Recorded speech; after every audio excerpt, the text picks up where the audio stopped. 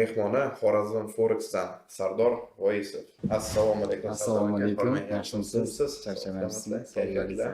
100% biznesni o'zi yo'q. $1 million A nuqtadan B nuqtaga jo'natadigan bo'lsangiz, sizning komissiyangiz fiksirini $1 tashkil qiladi. Ishlaymizni o'rganamizmi deydi shogirdlar. Men o'rgatmayman uni. Bankovskiy sistema polностью biladi odamning hayotini. Mashindan men boshqa narsa aytmayman bu narsaga deb. Eng katta yo'qotilgan daromad. O'sha payt 1700 punkt pasayib ketdi. Qancha oyga foyda ko'rasiz? 16-15 dan past. Men ham qaysidir payt stopini olib qo'yish niyatim bo'lgan. Aytganimizdek, o'z ustida ishlash juda muhim hozirgi pozitsiyamizda biz. Azartli igroklarni bozor juda yomon ko'radi. Nimaga siz meni imенно shogirdim bo'lishingiz kerak? Nima desam mumkin? Sardor aka, bugun siz bilan podkast o'tkazamiz. Bu podkastda boshlanuvchi treyderlarga yo'naltirilgan, nafaqat boshlanuvchi treyderlar, balki hozirgi paytda ish faoliyatini olib kelayotgan treyderlar bilan. Bizning imkon qadar vazifamiz tradingga eng qorong'u joylarini imkon qadar yoritib berish va o'zingiz qanaqa qilib tradingga kelganingiz va qanaqa mashaqqatlardan o'tganingiz qiziqtiradi odamlarni. Chunki deganda biz bilamiz podkast o'zini nimaga o'tkazayotganimizni, hozirgi paytda trading sohasi rivojlanib kelyapti. Asosan 2021dan o'zi boshlangan rivojlanishi. Lekin hozir kirib kelayotgan do'stlarimiz o'ylashadiki, o'sha trading juda ham oson kasb. Bu kasbda tam bitta shilchiq bilan pul topish mumkin deb. Shuning uchun ozgina o'zingiz o'qitingizni odamlarga yoritib beradigan bo'lsangiz va aytib o'tmoqchi edim, do'stlar, efir davom etishimizdan oldin Sardorbek o'zlari tomonidan sizlarga bugun bitta konkurs o'tkazmoqchilar. Shu konkursda hali aytib o'tamiz, nimalar rozig'ish bo'lishini. Konkursni vaqtini aytmayman, qachon aytib o'tishimizni, shuning uchun imkon qadar podkastni boshidan oxirigacha ko'radigan bo'lsanglar, o'zingizlar hammasini tushunib olasizlar. Hammani imkoniyati bu yerda, hammasi o'zingizlarning qo'lingizda. Shuning uchun Sardorbek, endi xudo xolisa asta-sekinlik bilan boshlay olamiz. Boshlaymiz. Avvalambor community bilan sizni tanishtirib o'tmoqchi edim. Keling, o'zingizni tanishtirishingizdan boshlaymiz. Trading sohasiga kirib kelganimdan boshlay qolamiz, xudo xolasa. Maksimalna bu podkastimiz orqali o'sha yoshlarimizga bir jarayonni, bu birja mohiyatini, v общем bir strukturasini yoritib berishga harakat qilaman. Nimaga deganda, o'zingiz ham aytib o'tganingizdek, ko'p stereotiplar mavjud xalqimizda bu biznes turi, biznes modeli bo'yicha. Ko'p tushunmovchiliklar mavjud. O'shaning uchun xudo xolasa o'sha o'qitimizdan, tajribamizdan kelib chiqqan holda bugun maksimalni manfaatli bo'ladi auditoriyamizga degan umiddaman.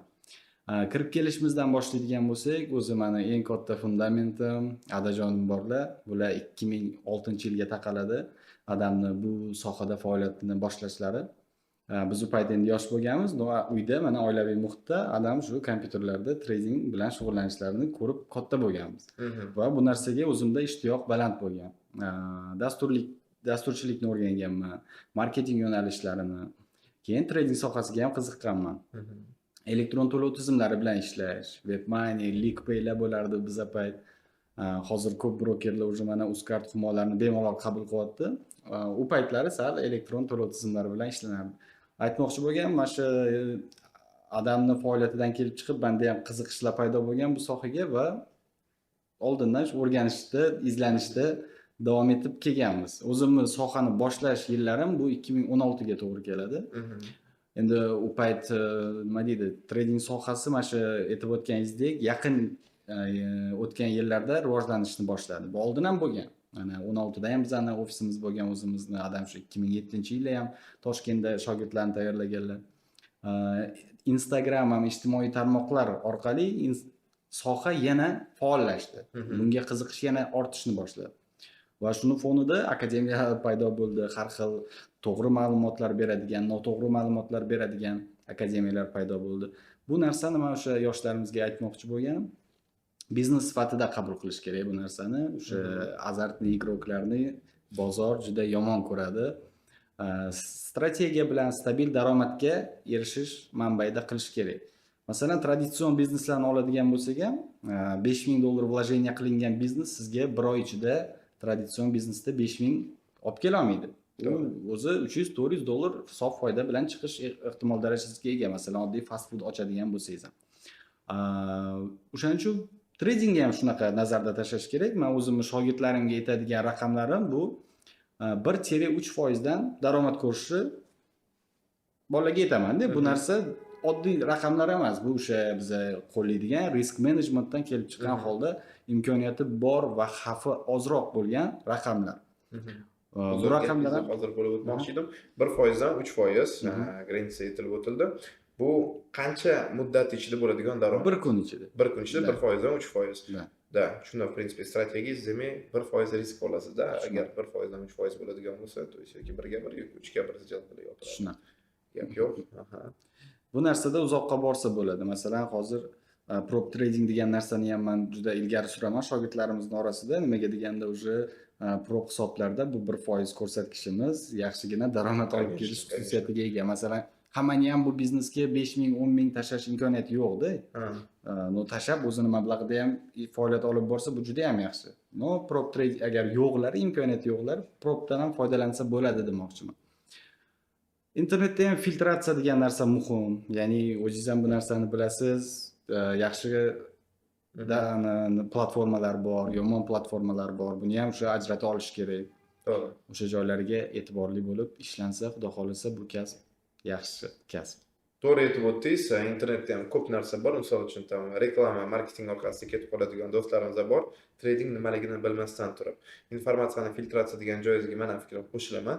Chunki deganda hozir unda o'ylab qaraydigan bo'lsak ham O'zbekiston tendensiyasidan kelib chiqqan holda trading sohasi rivojlanib ketgani uchun har bitta odam почти trader bo'lib ketyapti. Kimdir 1 oylik kursni bitirdi, men 3 yillik tajribam bor deb to'g'ri turib aytyapti. O'zidan asosiy daromad turi boshqa turidan bo'lib turadi. Prop tradingga keladigan bo'lsak, prop trading o'zim ham o'sha tarafdoriman boshlang'ich depozitlar uchun, lekin prop trading men uchun bu vaqtinchalik kapital yig'ib olguncha odam qilib bo'lmaydi. 1% dan 3% juda ham chiroyli ta'kidlab o'tdingiz. Agar misol uchun men ham o'zimga yarasha risk menejment qo'yganim bor. Men ham bir kunlik riskim o'zi 1% tashkil qiladi. Umumiy, to есть bir kunlik riskim 2% tashkil qiladi. Umumiy haftalik riskim 6% tashkil qiladi. Misol uchun bitta сделка ochayotganda 1% risk olib turib ochaman. Agar stop uradigan bo'lsa, bo'ldi. В принципе, o'ylayman, ikkinchi foizimni ochaymi yoki ochmaymi deb. Hafta mobaynida agar 3 kun podrad 2% dan meni stopim urib ketadigan bo'lsa, 3 kun podrad 2 kun dam olaman. Chunki meni haftalik qo'ygan mo'ljalim bor. Pul topish bo'yicha ham xuddi shunaqa avvalambor. Maqsad bo'lmaydigan bo'lsa, odam qancha foiz topishini hech qanaqasiga u bilmaydi, qachon to'xtash kerakligini, qachon dalish harakat qilish kerakligini. Shu men ham tarafdoriman. Informatsiyaga keladigan bo'lsak, bu saytdan video ko'rayotganda yoki darslik ko'rayotganda odamlar avvalambor haqiqatan filtratsiya qilish kerak. Nima to'g'risi u mentor gapiryapti, qanaqa tushuncha beryapti, to'g'ri tushunchami? O'sha narsani yana boshqa mentorlardan ham o'zi uchun tekshirib o'tishda, solishtirish kerak. Chunki deganda biz analiz bozoriga kirib kelamiz. Analiz qilayotganda faqatgina bozorni yoki qaysi bir parani analiz qilamiz. Analiz qilayotganda odamni o'zini ham analiz qilishimiz kerak. Olgan informatsiyani analiz qilishimiz kerak, tekshirib o'tishimiz kerak. To есть bu to'g'ri deydigan bo'lsa, kimdir bo'ldi, o'sha to'g'ri deb olinmaydi. Shunaqa. Kontentlar ko'p hozir juda ham o'sha filtratsiya degan mavzu juda ham dolzarb mavzu. Nimaga deganda mana biz shu sohadamiz, bizani oldimizga masalan kelishadi odamlar. O'sha internet moshinniklarga tushib qolgan odamlar. Summalar katta, achinamiz biz bu narsalarga. Juda oddiy narsalarga tushyapti-da odamlar. Masalan, $27,000 san shotingda turibdi, mana deydi, ism familiyasi bilan ko'rsatadi ana odamga. $3,000 tashlasang deydi, senga 27,000 rekvizitingga tashlab yuboramiz deydi. Bor narsa. Mashinaga tushyapti-da. Bunga jim qarab turish ham ko'ngil og'riydi. Da. Men shu prezidentimizni milliy kontentni rivojlantirish degan gaplari selektorda gapirdilar yaqinda, 1 oy oldingi selektorda. Bu narsa bo'yicha ham proyekt qilib qo'yganman, xudo xolisa, AOK bilan. O'sha axborot, ommaviy axborot agentligi prezident huzuridagida bu. Mana ko'rgan bo'lsangiz, Qozog'iston seriallarida Mashinniki degan seriallar chiqyapti. Вообще zo'r serial. Bu xalqni dardida hozir bu. Mana shunaqa qilib yechim beryapti. O'sha kinoni ko'rgan odam bu mashinniklarga tushmaydi. To'g'ri. Shunaqa bir serial talqinida yoki blogerlarni qo'shib, xudo xolisa bir loyiham bor. Xorazmga borib endi ular bilan ham uchrashuvimiz bor. Juda ham qiziq. Loyiha to'g'risida ozgina gapirib berasizmi yoki deganda bu hozircha sirmi? Sir bo'lib tura qolsin. Endi uni baribir korrektirovka qilinadi-da. U yerda o'sha jurnalistlar, kinematograflar bo'ladi. Mendan nima deydi, ideyalar. Baribir u jamoa bo'lib ishlanadigan ish. Hali o'zim ham masalan kinematograf как его видит вот эту ситуацию. Ularning o'zgacha ko'rishi bor, sizni o'zgacha ko'rishingiz bor. O'sha narsani gaplashib olib turib, kontentni ham chiqarish kerak. Как раз o'sha Mashinniki degan kinoyingizni men yaxshi ko'radigan aktyorlar rol o'ynagani uchun va o'zini korotkометражкасini ko'rganda yoqqan haqiqatdan menga. O'zim ko'rib chiqqandan keyin hayron qolganman, qancha turlari borligini, qanchalik hozir rivojlanib ketganini. O'shandan keyin misol uchun uy masalasi ham bor, mashinani masalasi bor, boshqa narsalarni bunda o'ylab qaraydigan bo'lsak, mashinniklar nima sababdan pul topishadi? Odamlarni ko'proq daromad qilish xohlashganidan, oson yengil narsa kelayotganidan bu narsani kichkinagina summa qo'yib olib turib kattaroq foyda. O'sha kinoda ham o'sha narsani maksimal darajada yoritib berishgan. Ikkinchi yoritib bergan menga yoqqan narsa, misol uchun qancha odam aqlli bo'lishidan qat'iy nazar, agar narkotik masalasiga u bog'lanib qoladigan bo'lsa, u odamning hech qanaqasi kelajagi yo'q. Kelajagi уже nuqta qo'yilgan sabab bo'ladi. Hozir O'zbekistonda ham mana shu narsa ozgina qing'ir-qiyshiq ko'chalarga olib kirib ketyapti. Shuning uchun to'g'risi agar kim ko'rmagan bo'lsa, естественно, Mashinnik degan qozoqlarning kinosini, serialni ko'rishni tavsiya beramiz. Qaytarib o'taman nomini Mashinnik. Qozoqlarning o'sha seriali bo'ladi. Обязательно ko'rish kerak. Da bu mavzular achinarli holatlar. Mana shu yana serialga qaytadigan bo'lsak, 3 ta o'zi tema bor. O'sha больной joyimiz, bu ma'naviyatimizdagi o'sha odamlarning orasidagi, bu demak kazino, narkotiki и вот такие вот мошенничества. Легкий заработок. Shunaqa. Nafsimizdan, o'sha sabrsizligimizdan, odamlar doveriyamizdan odamlar pul topib qo'yishyapti. Oddiy masalan mana Alisher Usmonov nomidan brokerskiy reklamalar chiqadi. USM. Bu da bolalar tushyapti shunga aka. Da. Bu yaxshi emas-da. Ben to'g'risi bu katta предприниматель, katta biznesmen Alisher Usmonov ham bu просто успешный odamdan orqasidan foydalanish. Тем более hozir neyrosetlar rivojlanib ketganini hisobiga любой odamni videosini podelka qilib qolsa bo'ladi. Kerak bo'ladigan bo'lsa, misol uchun ertaning даже men rasmim ham shunday bo'lib turib, men chiqib olib turib, men sizlarga mana shunaqa daromad beraman, mana shunaqa qilaman. Meni ovozim bilan, meni ko'rinishim bilan, meni yuz tuzilishim bilan, og'iz qimi, lablari qimlash hammasini bir xil qilib qo'yib berishyapti shu neyrosetlar ham. Shuning uchun maksimal darajada bundan buyog'iga o'zi ehtiyot bo'lish kerak.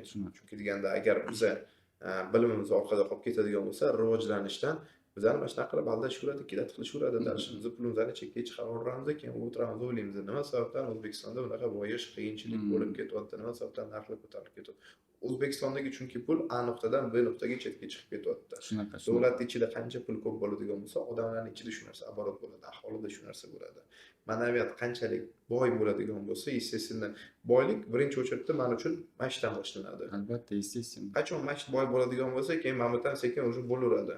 Asosiy maqsad, misol uchun, menda ham tradingda bitta narsa bor, to что men pul orqasidan yugurmayman, men strategiyamni yaxshilash orqasidan harakat qilaman maksimal darajada. Chunki bilaman, strategiyamni yaxshilaydigan bo'lsam, побочный effekt bo'lib turib, pul o'zi kelaveradi. Shunaqa. Bolalarga ko'p aytaman, shogirdlarimizga maslahatlarimizni. Nima maqsadlarimiz aniq bo'lishi kerak. Masalan, MetaTrader platformamizda ham take profit bilan stop loss degan komandalar bekorga berilmagan. Masalan, biz o'sha sell yoki buy biznesini boshlamoqchimiz. Stop lossimiz bu o'sha biznesimiz bizga qancha zarar olib kelishi miqdori. Take profit qancha foyda. Bo'ldi, bularni chiroyli qilib qo'yish kerak. Urevenlarni, Fibonaccilarni ishlatgan holda, boshqa instrumentlarni ishlatgan holda chiroyli zonalarga qo'yish kerak va kutish kerak. Uje siz savdodan psixologik erkin ham bo'lasiz. Siz 100% bilasiz, yoki sizga $5 minus olib keladi yoki $25 foyda keladi. Shunaqa. Любой biznesda ham shunaqa, avvalambor ish boshlashdan oldin risk management o'tda ham bo'ladi. Trading bu ham bitta biznesda boya to'g'ri aytdingiz. Avvalambor ish boshlayotgan, misol uchun, odam cho'ntagida $10,000 bo'ladigan bo'lsa, biznesni sразу $9,000 ga tashlab olib turib boshlamaydi-ku. Avvalambor kichkina ob'yemda boshlab ko'radi. Retaildan ham oladigan bo'lsa, misol uchun Amazon, Google'da katta kompaniyani oladigan bo'lsak, Amazon ham bitta garajdan boshlagan. U hozir katta kompaniya masshtabini odamlar aksiyasini sotib olishyapti, o'sha harakat qilishyapti, qanaqadir undan daromad qilishga. Lekin istoriyasini qaraydigan bo'lsak ham shu narsa yaqqol ko'rinib turibdi. To что katta pul bilan yugurib kirib, sразу bittada tashlab olib turib, bu muvaffaqiyatga erishish degani emas. Bitta logika bor-da, menga yoqadigan bitta zo'r gap. Agar butun dunyoning pulini yig'ib olib turib, hammaga bir xilday tarqatib chiqadigan bo'lsak, именно o'sha pul bilan haqiqatan boshqara oladigan odamlarda baribir ko'proq bo'lib qolgan bo'ladi. Ular chunki bu narsani biznesga tiqadi. Puli bo'lmagan odamlar mashina, pulni ishlatishga harakat qiladi ular. O'sha narsa o'zini chiroyliroq ko'rsatish uchun bo'lgan harakati bo'ladi. Skromnost bu bir tomondan yaxshi. Biznes qilish bu ham yaxshi. Agar ikkalasini solishtiradigan bo'lsa, ikkalasini birgalikda olib ketadigan bo'lsa, u misol uchun Gentrada yurgan odam ham spokойно o'ziga Malibu ham kerak bo'lsa 10 ta Malibuni ham taxlab qo'ya oladi. Конечно. Matiz yuradigan odam ham kerak bo'lsa o'ziga 10 ta Gentrani taxlab qo'ya oladi. Просто u biladi, что pulli qilish kerakligini. Da. Shunaqa. Yana qanaqa fikrlar bilan biz bilan bo'lishmoqchisiz? Haqiqatan suhbat qiziqarli ketyapti. Mana o'zim maza qilyapman. Men o'sha kiber xavfsizlikdan ham xabarim borligi sababli ko'p bilaman-da kompaniyalarni nima qilyapti, qanaqa o'zi programmistlikdan ham aytdimmi sizga? Veb-saytlar, Telegram botlar yaratish qo'limdan keladi-da, ulardan zakaz olib ham vaqtida daromad ko'rganmiz, nonini yeganmiz. Shundan keyin ham aytaman-da bolalarga, masalan, veb-sayt yaratib, o'tga balansingizga $10,000 yoki $100,000 yozib qo'yish siz nomingizdagi shot qilib. Bu fake narsa, umuman muammosiz narsa-da. Odamlar mana shunaqaga tushmasin deyman. Qilib o'ylanaman, Trustpilot deganlar bor, bilasiz, всемирный. O'ta любой kompaniyani nomini yozib turib, отзывы desangiz, ko'p ma'lumot chiqazib beradi o'sha bizga o'xshagan odamlar o'z fikrini qoldirgan bo'ladi, o'sha revive'lari chiqadi. Izlanib har bitta narsani qilish kerak-da. Tradingga keladigan bo'lsak, o'sha maslahat beradigan o'sha risk management, fundamental analiz, texnik analiz hammasini birlashtirgan holda men bolalarga ana tushuntiraman. Masalan, biz yevro bilan dollarda savdo qilamiz. Yeni valyutasi. Demak, o'z-o'zidan bu ikkita mamlakatning iqtisodiy jarayoni bilan bog'liq hodisalar. Bu fundamental analizimizga kiradi. Bozorda bizda grafiki bor. Bu o'sha tarixdan kelgan yapon shamchalari, bilasiz, buni bug'doy, guruch anaqa miqdorlarni o'lchashga, narx-navosini o'lchashga Yaponiya o'ylab topgan-da bu narsani ham. Mana hozirgi kungacha biz foydalanib kelyapmiz bu narsadan. Maksimalniy o'sha fundamental analizdan, texnik analizdan informatsiyalarni yig'ib, risk menejmentni chiroyli qo'llab ishlansa, bu chiroyli biznes bo'ladi. Haqiqatan. Informatsiyalarimiz qanchalik ko'p bo'lsa, o'sha buyingizmi, sellingizmi ko'proq ishlashiga manba bo'ladi. Mana kazino deyshadi. To'g'ri, masalan, uni sell bilan buy bizda 50-50. No, вот это наши знания, biladigan narsalarimiz, texnik analizdagi masalan indikatorlar har bittasi ozgina protsentdan biz tomonga qo'sha oladi. Mana xuddi mana gap aytaman. 70-80%, mayli 100 bo'lmasin. 100% biznesda o'zi yo'q. Hech qachon. Da. Любой biznesda o'zini xavf-xatarlari mavjud bo'ladi. Bolalarga aytaman, mana ko'zingni yumib turib sell buy och, lekin RM zo'r bo'lsin. Bu foyda bilan chiqadi. Даже risk management bo'yicha aytadigan bo'lsak, agar haqiqatan risk managementdan savdo qiladigan bo'lsa, 3 ga 1 savdoni oladigan bo'lsa, elementarni. Ikkita dona stop urib olib turib, bittasida olib chiqib ketadigan bo'lsa ham, 1 ga 1 уже foydalanib chiqib ketgan bo'ladi. Bu yerda qanaqadir aqlli bo'lish kerak emas menimcha bu narsani taqsimlab, o'ylab, qanaqadir algoritmlarni chiqarish. Prosta bizni kontrol qiladigan narsamiz nima? Kontrol qilishimiz kerak bo'lgan narsa nima? O'zimizning hissiyotimiz, o'zimizning nafsimiz, emotsiya. Trading biznesi deysiz, menga eng yoqadigani haqiqatan ham trading biznesi. 3 yildan beri men o'zim mana shu sohadaman, rivojlanib kelyapman. Men uchun yo'q hech qanaqadir men успешный трейдерman degan lavozim yoki o'sha narsani o'zi. Har doim izlanish, har doim izlanish, har safar rivojlanish. Kurslar misol uchun o'taman men. Odamlar hozir qarayman, bir xil o'ylashadi. Men $1,500 bitta kursga ketqizamanman. Kerak bo'ladigan bo'lsa, men vaqtida mashinamni sotib olib turib kursga kirib ketganman. Prosta o'zimni rivojlantirish uchun. Bu investitsiya. Bitta narsadan voz kechib olib turib, ikkinchi narsaga yetib kelish. Bu o'zini nafsdan voz kechish, o'zini intilishiga, rivojlanishiga. O'zimizga pul tiqadigan bo'lsa, o'zimizning rivojlanishimizga yetib qolamiz-ku. Biznesda ham biznesga rivojlanishiga tiqadi odam. Trading bilan boshqa bizneslarni oladigan bo'lsak, menga trading eng yoqadigan bitta tomoni bor. To, что bu biznes meni o'zimman. Men qancha rivojlanaman, men qancha o'zim ustimga pul topaman, shuncha yaxshi bo'ladi. Meni biznesim qanaqadir boshqa odamlardan anaqa emas, взаимодействие yo'q. Meni komanamda 10 ta odam yo'q, что men unga buni qil kontrol qilishim yo'q. O'sha 10 ta odam men o'zimman. O'zimning emotsiyamni kontrol qilishim kerak. Lekin bu narsa ham hammani qo'lidan kelmaydigan narsa. Bu narsa nima sababdan? Chunki birovlarga aytish oson, sen buni qilgin. O'zimni emotsiyamga yetadigan bo'lsam, o'sha nima desam ekan, bir xilga payt hozir emas degan fikrlar bo'lgan boshida. O'sha payt minusga ketib yurganman. Plusga ketganman qachonki o'zimni emotsiyadan to'xtata olganimga. Emotsiya bo'yicha sizning fikringiz qanaqa? Shu nozik nuqtamiz shu. Nozik. Bolalar o'sha $300 tashlab bir kunda mingga yuz keladi. Любой ishda mana psixologlar ham aytadi-da bu narsani o'zi. ishga keraklicha vaqt ajratish kerak. Masalan, 3-4 yil, masalan, любой sohada ham o'sha mehringizni 3-4 yil bersangiz, u mevasini berishni boshlaydi. To'ppa. По-любому boshlaydi. Bunda ham xuddi shunaqa narsa-da. Bir kun, 2 kun, bir oyda erishaman emas, aniq bir maqsad qo'yilishi kerak-da. Masalan, o'sha nima orzudagi mashina. $100,000 bo'la qolsa, mayli. 1 yil ichida erishsin mashinaga. Birdaniga emas. Yoshlarimizda endi men boshida ko'p yoshlar bilan ishlaganman-da. Aytdim, Instagram orqali dolzarb bo'lib ketdi. O'sha 98, 2000 shunaqa, 2002 mana shunaqa ko'p bolalar kelishdi. Yaxshi, bu yomon emas. Rivojlanish ketyapti, yoshlarning rivojlanishi. Ertaroq boshlasa bu juda ham yaxshi. Prosta bolalarda moliyaviy savodxonlik ham bo'lish kerak-da, do этого. Masalan, biza cho'ntagimizda bir 50 ming so'm, 100 ming so'm bo'lsa, uni bilasiz-da, planlashtirib, qayergacha borib qolishingizni. Bolalar hozir $150-200 kuniga topyapti-da, bilmayapti nima qilishini. Bu maqsad yo'ligidan-da bu. Xuddi shunaqa. Bitta reklama chiqib qoladi Instagramdan, mana narsa tam zo'r soat, zo'r kiyim bo'ldi. Kecha $100 topdim, $80 ketkazaman, $20 qoladi, ertaga yana topaman. То есть bir kunlik o'sha o'y fikr, bir kunlik hayajon, emotsionalniy покупка deyman men bu narsani. Bu narsani olmoqchi bo'ladigan bo'lsam, bir hafta o'ylayman. Сделкani ochayotganda, misol uchun, masalan, 3 minut, 1 minutlik time frame'larda ishlayman-da, o'zi katta time frame analiz qilib turib, ochish uchun bitta shamdan 1 minutda hosil bo'ladimi? 1 minut ishda men qaror qabul qilishim kerak. Сделка ochayotganda men ko'p o'ylanib qolmayman, chunki bu meni har safar ishlab keladigan strategiyalarim, har safar mukammallashtirib keladigan strategiyalarim. Menda 100 ta 200 ta strategiya yo'q, menda 3 ta strategiya bor. Ana Bruce Lee'ning gapi bor-ku, men 100 ta 150 ta udar bo'ladigan odamdan qo'rqmayman. Men bitta udarni 100-150 marta trenirovka qilgan odamdan qo'rqaman. Bu yerda ham xuddi shunaqa. O'zimni 3 ta strategiyam bor, bozorni 3 xil holatida ishlatadigan bo'ldi. Покупкаga keladigan bo'lsak, dinamичный покупка deyman. Men bu narsani hozir qolib olib turib borib olish o'sha narsani. Dinamичный покупкаdan imkon qadar qochaman men bu narsadan. Bir hafta o'zimga vaqt beraman, shu o'ylab chiqishimga haqiqatan menga shu narsa kerakmi yoki kerak emasmi deb. To'ppa-to'g'ri shunaqa qilish kerak. Kurslar temasiga keldingiz. Qimmat. Nima deydi? Arzon ham qilib ko'rdik mana. Bolalar kelsin, o'rgansin deb qiziqish baland spros ko'ryapmiz. Normalniy Toshkentdan ancha arzon bo'lganda boshida bizning. Nima deydi? Biz ham o'zimiz ham rivojlanyapmiz-da. O'zimiz ustimizda ishlayapmiz, o'sha yangi bilimlarni o'rganyapmiz bolalarga berish uchun. Maksimalniy harakat qilyapti.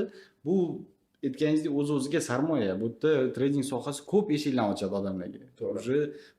Dunyo qarashlar, masalan, valyutalarni bilishni boshlaysiz. Neft degan narsani faqat Arabistonda bor deb o'ylaymiz, masalan. Tradingga kirgandan keyin o'zingiz savdo qilishni boshlaysiz u bilan. Uni ekonomikasiga qiziqishni boshlaysiz. Baribir nima deydi? Ochiladi yangi potok informatsiya. Xuddi shunaqa. Shuning uchun bu narsadan jilet qilmaslik kerak-da. O'sha raz u maqsad qilindimi? O'rganish kerakmi? O'sha potensialingizni ko'ryapsizmi? Qanaqadir kelajak o'rganib ko'rish kerak. Bu siz bilan bilimingiz ketadi agar o'sha siz nima deydi? Odam o'zida-da agar o'rganib turib ham ishlab keta olmasa, o'ziga yoqmaganidan yoki boshqa harakati yo'qligidan. Masalan, aytaman bolalarga tradingda jackpot yo'q. Bunga harakat qilishimiz kerak, o'sha ilmini olishimiz kerak. Bizadagilar masalan, o'tgan yo'llarimizni bolalarga aytamiz. Mana qilish kerak emas. Nimaga deganda biz u narsani qilib ko'rganmiz. Mana shunaqa qilgan iltimos, yaxshi bo'ladi. Mana shunaqa qilib bir sohaga to'g'ri yo'naltirib beramiz-da. Baribir bunaqa putevoditel kerak. Men aytaman, YouTube'dan ham o'rgansanglar bo'ladi deyman. Uroklar ko'p. Agar sizga o'sha YouTube orqali o'rganish, o'zingizni ichingizdagi energiyangiz shunga yetayotgan bo'lsa, пожалуйста. O'rgana olasiz uni. Yo'q, sizga o'sha именно kimdir ko'rsatib turib, yo'l yo'riq ko'rsatib turadigan odam bo'lsa, пожалуйста keling. Biz o'sha uchun xudo xolisa tayyormiz. Putevoditel masalasida to'xtab o'tmoqchi edim. Любой sohada, nafaqatgina tradingda, любой joyda ustoz barvon bo'lish kerak. Opti ancha-muncha katta bo'ladigan odam. Opti katta odam o'sha o'zini qatdan kuyganini, qatdan nima chetlab o'tish kerakligini biladi va o'sha narsani sizga ravo ko'rmasdan turib yo'l yo'rig'ini aytadi. Misol uchun, siz aytdingiz, что adezlar 2006-yillardan boshlab shug'ullanganlar. Bu narsa sizda ham ishtiyoq ochgan. Siz avvalambor men o'ylayman, что birinchi putevoditel o'zlari bo'lganlar. Adam. Shuning uchun o'sha yo'l yo'rig'ini ham bilasiz. Men hozir fikrlash doirangizni ham ko'rib eshityapman. Haqiqatan odam mazza qilyapti bir tomondan. Aytayotgan gaplaringiz ham ko'pchiligi to'g'ri. Haqiqatan bitta narsasiga ham qanaqadir sporni va вопрос bo'lmayapti menda. Hammasiga haqiqatan o'sha bir xilga joylaringizni fikrimizda polностью bir-biriga chambarchas bo'lib ketyapti. men o'sha narsadan xursandman. И любой ishda, eslab qolinglar do'stlar, любой ishda o'qituvchi bo'lish kerak. O'ylamanglar to, что men o'sha narsaga tezroq muvaffaqiyatga erishaman deb. Naоборот, misol uchun даже serial to'g'risida gaplashdik. O'sha Akim, o'sha как раз undan oldingi Qozonlarning yana bitta kinosi bor, o'sha hakimiyat to'g'risida, hokimiyatda bo'lib o'tadiganda. O'shanda ham даже elementarni ustozi bor edi-ku, to'g'rimi? Yo'l yorug'ini ko'rsatib, sxemani uni buni qilasan, buni bunaqa qilasan deb hammasini o'zi misol uchun bittada ko'tarilib keta olmasdi o'sha odam ham. Любой odamni qaraydigan bo'lsangiz, san'atkorlarni oladigan bo'lsak ham, aktyorlarni oladigan bo'lsak ham, hammasini ustozi bor. Shogird bo'lish to'g'ri, hammaga ham emas. Men bu narsani ochiq oydin aytaman, hamma ham shogird bo'la olmaydi. Odamda ishtiyoqi borligini ko'rsatish uchun birinchi o'chirda o'zini платежеспособностьni joyiga qo'yib qo'yish kerak. Agar, misol uchun, meni fikrim qanaqa? Odam kursga spokойно pul to'la olsa, uni moliyaviy savodxonligi bor. Agar misol uchun odam pul to'la olmaydigan bo'lsa, to'g'ri tushunaman, hammada har xil sharoit, kimdirda o'xshaydi, kimlardir o'xshamaydi. Lekin bunda globalniy, realist bo'lib qaraydigan bo'lsak, bu ham baribir savodxonlik. Pul bo'lmasligi ham bu savodsizlik. O'sha finansiydan. Biz o'zimizga ответственность olamiz, misol uchun odam o'tganda. То есть u narsani nafaqatgina trading yo'nalishini ko'rsatib, psixologiyani yo'nalishini ko'rsatib, iqtisodiy nuqtai nazardan fundamental holatlarni ko'rsatib berib turib, finansiy upravleniyani ko'rsatib berish. Men aytaman to, что finansiy upravleniya birinchi o'chirda bu risk menejmentdan boshlanadi trading degan, lekin undan ham asnovasi bor, oddiy o'zimizning покупкада, oddiy xohish istakimizda. Misol uchun finansiy bo'yicha o'zim uchotim olib boraman har haftalik firma приложениеda. Uni olaman, buni olaman. Analiz qilib chiqaman. Qaysi narsani nimaga oldim o'zi, nima sababdan olmasam bo'lar edi, mana shu narsani olmaganimda qancha pulim qolardi. O'zim uchun просто analiz. Ko'raman, to, что ko'pchilik покупка haqiqatan kerak emas. Tenga qimmat narsa. O'shani o'ylaydigan bo'lsam, investitsiya nuqtai nazaridan, trading nuqtai nazaridan yaxshi qo'ysam bunaqa bo'lardi, yo'q qo'ysam bunaqa bo'lardi. O'shandan keyin qanaqa qilib keyingi покупкani просто o'ylamasdan olish mumkin. Tushunarli. Shuning uchun ustozga обязательно tirmashib, tish tirnog'i bilan shug'ullab turib, hurmat qilgan holda o'sha narsani qilish kerak. Agar ustozga hech qanaqa hurmat bo'lmaydigan bo'lsa, odam hech nimani o'rgatmaydi. Qo'ydi ustoz 100 ta to'g'ri gap aytadimi, 500 ta to'g'ri gap aytadimi, u narsani qabul qilmaydi. Shunaqa. Ustozni puliga ham qiziqadiganlar ko'pda, cho'ntagiga, balansiga. Cho'ntagidan kelib chiqqan holda aytadi. Bu meni ustozim bo'la oladimi yoki bo'la olmaydimi? Bu endi nima deydi, analizni bir turi bo'lishi mumkin. Masalan, o'sha sohada nimagadir erishganmi bu odam, erishmaganmi deb hisob-kitob ko'rishi mumkin. No, kelib turib uni so'rash noto'g'ri-da, Kasigidan keldi. Masalan, sartaroshlikni o'rganmoqchisiz, necha pul topasiz deb so'ramaysiz, borib turib ustozingizdan. To'g'ri. Ja, bu narsalarga qiziqmaslik kerak-da. Mana shu sohami, bu narsa chiroyli davom etyaptimi? Kimdir shuni mana ofis qilyapti, akademiya qilyapti, как положено qonun doirasida ish olib boryaptim. Demak, bu o'z-o'zidan emas. Hech kim ofis ochib qo'yib, firma ochib qo'yib, mashinchilar bilan ochiqona shug'ullana olmaydi bizda. Konstitutsiya позволяет qilmaydi buni. Hozir organlar tekshiradi baribir bu narsani. O'shaning uchun filtr yaxshi, filtr haqida gap bo'lishi mumkin emas, но до такой степени emas. Shunchani kelishsa, masalan, men aytganman, konsultatsiyam bor. Mana shartnoma tuzishdan oldin men bilan polni tushuntirib beraman. O'quv xonalarimizda ham yozilgan. Garantiya beriladigan narsani o'zi yo'q. Bu biznes bolalar. Agar sizga kimdir garantiya berayotgan bo'lsa, masalan, $100 10 kunda 1000 qilamiz deyotgan bo'lsa, это уже mashinistство. Xuddi shunaqa. U odam bilmaydi qanaqa qobiliyatlari borligini, qanaqa plusi bor, qanaqa minusi bor. Mana men degan pro trader ham stop loss yeyish qodir, yeydi ham. Shunaqa. Bu narsalarni o'shaning uchun inobatga olib, chiroyli bir Xudodan so'rab, katta maqsadlarni qo'yib boshlanadigan ish bu. O'sha o'rganib. Masalan, qassob bo'lmoqchisizdik, sразу pichoq olib go'shtni maydalab keta olmaysiz. Uni ham tochkalari bor o'zini, kesadigan joylari bor. Yoki shundan kelib o'tirib, katta qassob yoniga kelib, nechta mol qo'yib o'ldirib deydi. Bu narsa, men o'ylayman, to, что avvalambor odam birinchi qarash kerak, ko'rish kerak, o'zi uchun to'g'ri keladimi yoki to'g'ri kelmaydimi. Qanaqadir kasbga birinchi o'chirda pulni prioritetda qo'yib kirish kerak emas hech qanaqasiga. Boy sartarosh misolida aytdingiz, misol uchun. Sartaroshlik kim zo'r sartarosh bo'la oladi? Qachonki o'zini ishini yaxshi ko'rib qiladigan odam bo'ladi. O'zini ustida ishlasa, yangiliklar kiritsa. Boy sartarosh masalasini aytib o'tdingiz.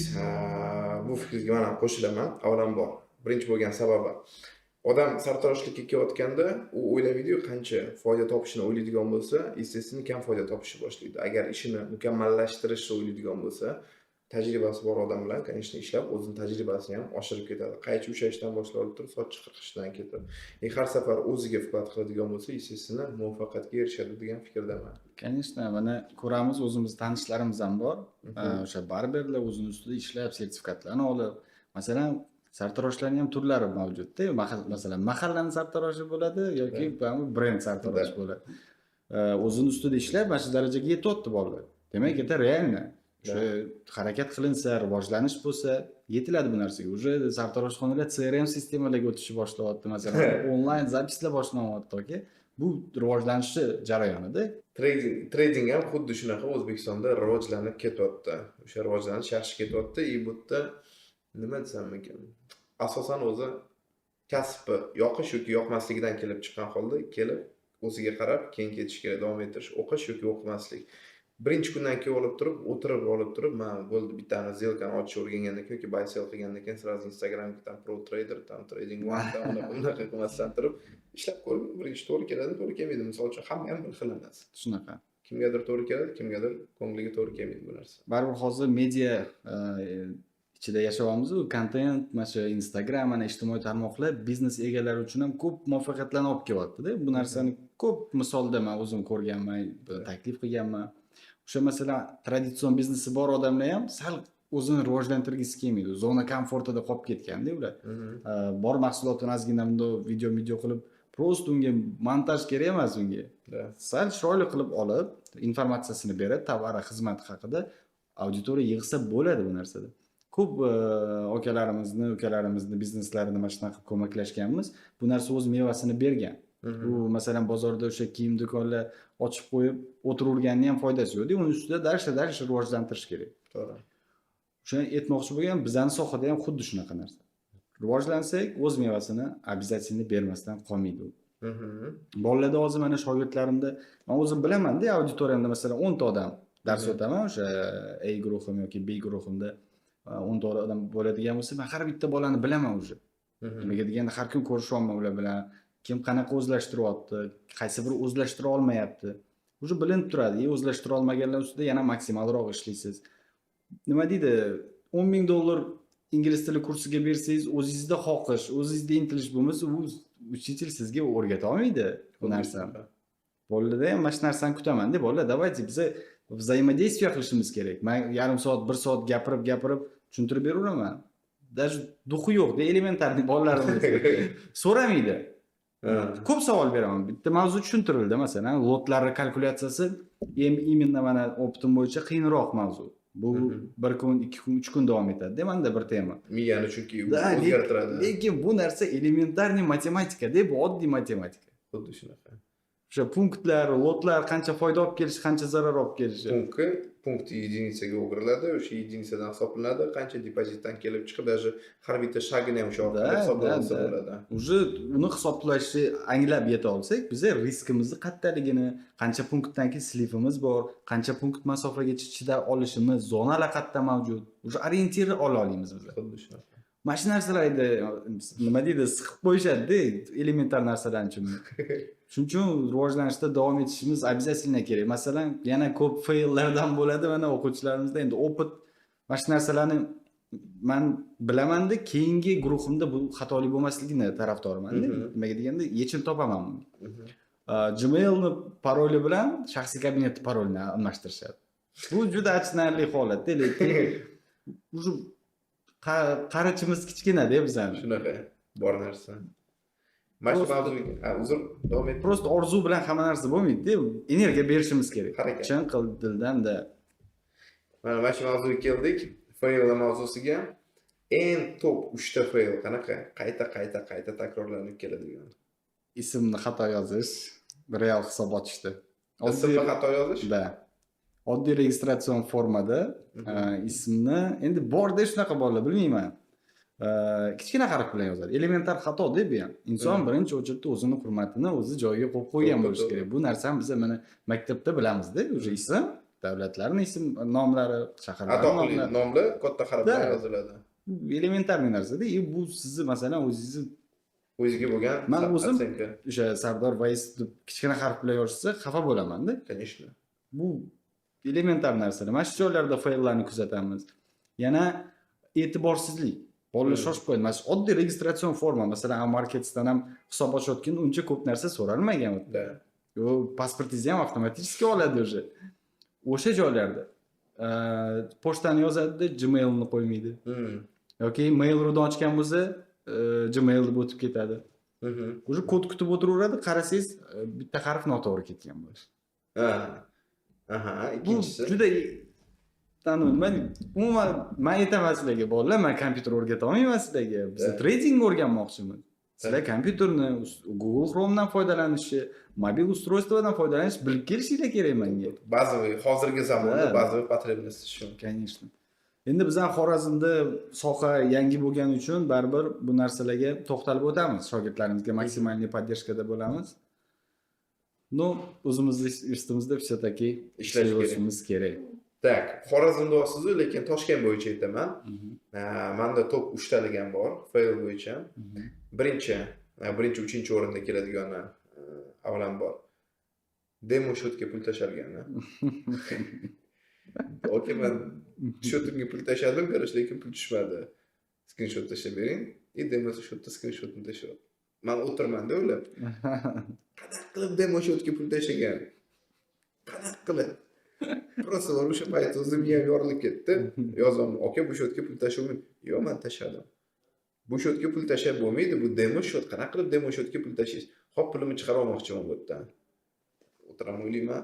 To'g'risi, yosh keladi ko'zimga. Bu yerda kulish emas, ko'proq yosh keladi. Конечно, achinarli holat.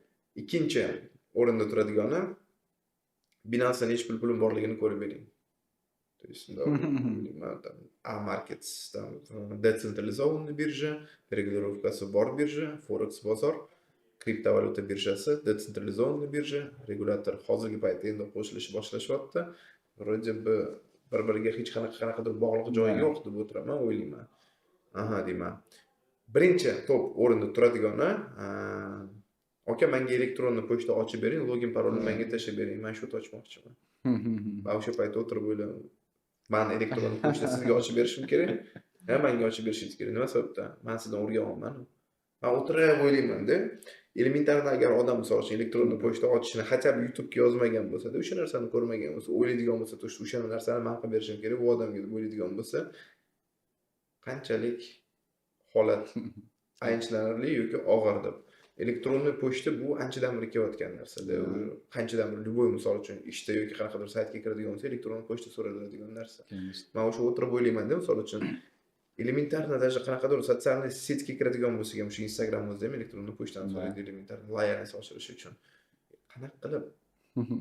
To'g'risi, mana shu paytlarda yorilgim keladi. Bu gap anaqada emas, kimdir kamsitish niyatida emas. Qanchalik odam o'zini yaxshi ko'rmasligi kerak, bu aytgan gapingiz o'zini rivojlantirmasligi uchun. Qanchalik odam berinchoqlik bo'lishi kerak, YouTube'ga yozmasligi uchun. Ustoz bor ekan yoki mana shu menga ta'lim bilim beradigan odam bor ekan deb olib turib, hamma narsa bo'lar bo'lmasa ham so'rash kerak emas, ozgina odam o'zi izlanish kerak. Shunaqa. Men Ukraina maktabida o'qiganman o'zim, trading yo'nalishida. Bizda qanaqa bo'lgan? Bizda qanaqadir savol beradigan bo'lsa, qanaqadir mana shunaqa уровеньdagi savol beradigan bo'lsa, shuni olishardi, chatga yozishardi. Google в тебе помощь. Отправьте инструкцию, как пользоваться Google deb yozadi. O'sha narsa, то есть o'tda yo'q unaqa narsa, то есть o'tda Adan Bgacha olib borib keladigan, o'tda nima sababdan unaqa, nima sababdan men ham shu narsani tarafdoriman. Agar men hozir uni qo'lidan ushlab olib turib elektron pochtani ochib berib jo'natirish muammo emas. Просто men uni rivojlanishdan to'xtatib qo'yadigan bitta devor bo'lib qolaman. Shunaqa. Shu narsaga o'rganib qoladi. Misol uchun o'sha narsani mendan so'radim, boshqa odamlardan ham boshqalardan so'radi, undan ham battarini. Shu narsa bo'lmasligi uchun men ochiq aytib yo'q deyman. Video oching, YouTube'ni ko'ring, bo'ldi, elementarna narsa bu. Shunaqa. Bu narsalarni albatta bilishimiz kerak. Bazaviy holat. Конечно. Bu masalan auditoriyamiz orasida hozir ko'rayotganlarning orasida bu narsalar nima deydi, chipuxa bo'lgan bolalarimiz ham bor, biladiganlar ham juda ham ko'p bu narsa. No, именно o'sha bilmaydigan qatlam mavjudligi og'riqli joyda, o'shaning uchun bu mavzuni ochib o'tdik. Imkon qadar hatto nima desam ekan, ko'p yozishadi. Misol uchun, men olib boradigan Telegram kanallarni ham chatida, "Aka, nima bu o'yin?" O'yin. Unda eng yomon ko'radigan so'zim сделка ochdim deyish o'rniga stavka ochdim. Men shunaqa, yureklarim tirishib ketadi, ishimdan tirishib ketaman-da, pul tikdim. Men to'g'risi uzri agar man ko'rayotgan bo'lsa, odamlar bitta narsani tushuntirib o'tmoqchiman. Agar siz buni stavka ochish yoki pul tikish deydigan narsa desangiz, hech qachon rivojlana olmaysiz. Bu kazino emas yoki ruletka emas bu narsa. Bu bitim tuzyapsiz, siz shartnoma tuzyapsiz. CFD shartnomalari bor, shu kontraktlar bor, smart kontrakt. O'sha A nuqtadan B nuqtagacha vaqtinchalik olib turib, pulni zalogga qo'yyapsiz bu yerda. Bu bitim tuzilish, ikkita shartnoma tuzilish, hech qanaqa stavka qo'yish emas bu. Iltimos, buyuring sindirib. Buni order deb ataymiz. Order, haqiqatdan o'sha order. Odamni ham juda nozik taraflari shu. Utdim deydi-da, biz endi xorazmcha shevada, ana profitni utdim deydi. Yutdim deyapti-da. Ne, это foyda. Profit qildingiz siz. Biznesingiz sizga daromad olib keldi. Hech qanaqa yutuq emas bu, hech qanaqa jackpot emas. Yutuq bu menimcha tasodif nazariyasi. Bu tasodif. Bitimdan muvaffaqiyatli yopish bu muvaffaqiyat o'shani o'z ustida ishlangani nagradasi bo'ladi. Aynan mana shu narsa. U yutish to'g'risi bu terminlar tradingga to'g'ri kelmaydi. Imkon qadar men o'ylayman, to'g'ri odam rivojlanayotganda community bilan ishlash kerak. Community qancha ko'p bo'ladigan bo'lsa, qancha единомышленникlar ko'p bo'ladigan bo'lsa, o'shani odamlarni tortib oladi. Menga ham mana shu temada ko'p savollar bo'lganda, endi boshida o'zimcha kontent qilishni boshlaganman. Mana Instagram rekomendatsiyalarga chiqazib berdi. Undan oldin o'sha ofisda nima deydi, sohaga qiziqish baland emas edi. Bizning ofisimiz bor edi, o'sha oyiga bitta ikkita odam qiziqib kelardi. No, mana shu sotsaytlar orqasidan bu narsa yana ommalashib, uje murojaatlar ko'payganman. Negativlar ham shu qatorda bo'lgan. Bu narsalarni o'zim analiz qilaman, o'qiyman uni, javob qaytaradigan faktlarim bo'yicha javobini beraman direktiga. Noto'g'ri tushunyapsiz, reski fikr bildirib qo'yapsiz. Bu narsani baribir bilib, keyin tushunib fikr bildirish kerak-da. Masalan, o'zimni prinsiplarim bor meni. Aytgandek, o'sha ofislarimizda ham yozilgan bu prinsiplarimiz biznes sifatida qarataman bolaga. Hech qanaqa gambling emas, o'sha aytganimdek ko'p ta'kidlayman. Birinchi, ikkinchi darslarda aytaman. Bu yerda jackpot yo'q bolalar. Давайте скромно ishlaymiz. Pul ishlamoqchimisan yoki emotsiya kerakmi senga? Emotsiya kerak bo'lsa, davay, plechingni katta ol, lotingni katta bos, full marjaga. Da. Yangiliklarga ishqi boz bizanikilar. Non-farm payrolls kutib o'tirishadi. Bu narsa nima deydi? Shuni ustida ishlab shug'ullangan yaxshi, no sizda shuncha kun bor, stabil daromad qilish uchun. Bu kacheli. Emotsiya. Narx qatga ketishini hech kim bilmaydi, lekin bitta narsa aniq, narx 10 tomon ketadi. Shunaqa. Yangiliklar bo'yicha to'xtab o'tdingiz. Men o'zim davlatlarning fundamental nuqtai nazarlarini birinchi o'chirda ko'rib chiqaman-da. Bitim ochishmi yoki analiz qilishmi bo'lishdan oldin meni qonun qoidam ham xuddi shunaqa. Birinchi avvalambor bozorda qanaqa yangilik bor. Imkon qadar yangilik paytida savdo qilmayman. Fundamental qanday holatda tushunishimdan qat'iy nazar 15 minut oldin, 15 minut keyin bitimni yopib qo'yiladi. Agar yangilik paytida bitim ochadigan bo'lsam, qachonki fundamental nuqtai nazarini to'g'ri tushunib olib turib, to'g'ri taxmin qilib, aktual sonlar chiqib kelganidan keyingina men bitim ochaman. To есть aktual sonlar chiqmagunicha men u tepadan yoki o'tdan yoki havodan ochib yuborish yo'q. Masalan, live efirda o'tkazaman. Bizning auditoriya ham biladi bu narsani. To есть yangilik paytida trade deyman, live trade deyman. Men o'tda nimani ko'rsatib bermoqchiman? Avvalambor to что yangilikda oldin shaqlat bitim ochib tashlash emas. Kutib olish. Men ekranga tashlab qo'yaman, hozir kutib olamiz deyman. Necha foiz stavkasi chiqib kelishi, misol uchun, FRSdan yoki qanaqa kattaroq yangiliklarni. To o'tda yana qanaqa faktor? Tasdiq bo'lganidan keyingina kirish. Qachon haqiqatdan pastiga likvidlarni asosan yechib oladi, keyin narx положительный chiqqan bo'lsa, tepaga dinamikasi ketayotganda tasdiq bor, o'shandan keyin kiraman. Lekin hech qanaqasiga, to есть yangilik chiqishdan bir necha sekund oldin bitta buy, bitta sell ochib olib turib, taqdirga yog'ini tashlab qo'yish yo'q, buni to'g'ri deb. Faillardan yana bittasi o'sha buy sell-u. Bitta buy, bitta sell. Da. Bevachinalik holat juda ham. Va gap topolmay qolaman unaqa holatda. Qanaqa qilib tushuntirib berishni. Eng ko'p keladigan savollardan menga, "Aka, qarang, non-farm paytda bitta shotdan buy, ikkinchi shotdan sell ochib qo'yib ushlasam bo'ladimi oxirigacha?" deyman. Попробуй deysiz unga. O'tiraman o'ylayman. Hop, maqsad nima? Maqsad. Bu ham tasodif nazariyasida. Конечно. Yo'qdan yoki bu yerdan. Lekin maqsad tradingdan pul topishmi yoki просто omad nazariyasi bilan shug'ullanib o'tirishmi bu yerda? Pul topish bo'ladigan bo'lsa, gap bo'lishi mumkin emas. RM bor, harakat bor, o'z ustida ishlash bor, bo'ldi. Shunaqa. Intilganga tola yor. Rivojlansa hammasi ketaveradi. Xo'p, endi menga yana bitta qiziq bo'ladigan faktorlardan Xorazm viloyati O'zbekistonning 12 ta viloyatlaridan bittasi. Qanchalik hozir Xorazm trading yo'nalishida rivojlanyapti? 2023 bu narsaga boom yili bo'ldi. Men o'zim potokimdan sezganman bu narsani. Intilishlar ko'p. Odamlar baribir nima deydi? Maqsadli odamlar bor. Mana o'zimizga o'xshagan shu ertaga xudo xolasa kelajagini bir chiroyli, oilasini bir soстоятельный chiroyli qo'yishga harakat qilib yuribmiz. Masalan, o'g'il bolalarimiz hammamizning maqsadimiz ham shu, oilamiz tinch totuv, o'sha yeb ichishimiz bor, ular chiroyli, komfortli hayot kechirishi bizning zimmamizda baribir. Shuning uchun biz har xil nima deydi, to'g'ri yo'llardan bir chiroyli daromad manbalarini izlaymiz. Har bir o'g'il bolani, по-моему, orzulari bo'yicha, sohasi bo'yicha daromad olish bo'ladi. Shunaqa fikrda yurgan odamlarga men aytaman, bu narsani trading самый shu narsa. Chiroyli bir stabil daromad ko'rmoqchi bo'lsang, kelajakda bir maqsadlaring bo'lsa chiroyli, давай вот это попробуй. Bu yaxshi. Qiziqish jarayonidan hozir o'sha aytgandek biznes sifatida qiziqib kelayotganlar juda ham ko'p. Ну, все-таки nima deydi? Kurslar muammosiga duch kelamiz. Endi men o'zim noto'g'ri ma'lumot ko'rsam, reelslarda yozaman. Qaysi akademiya bo'lishidan qat'iy nazar, masalan, sal noto'g'ri ma'lumot chiqarib qo'ydimmi, okalar bunaqa garantiya berib qo'ymaylar. Masalan, Xorazmda ham ko'p joylarda akademiyalar mavjud.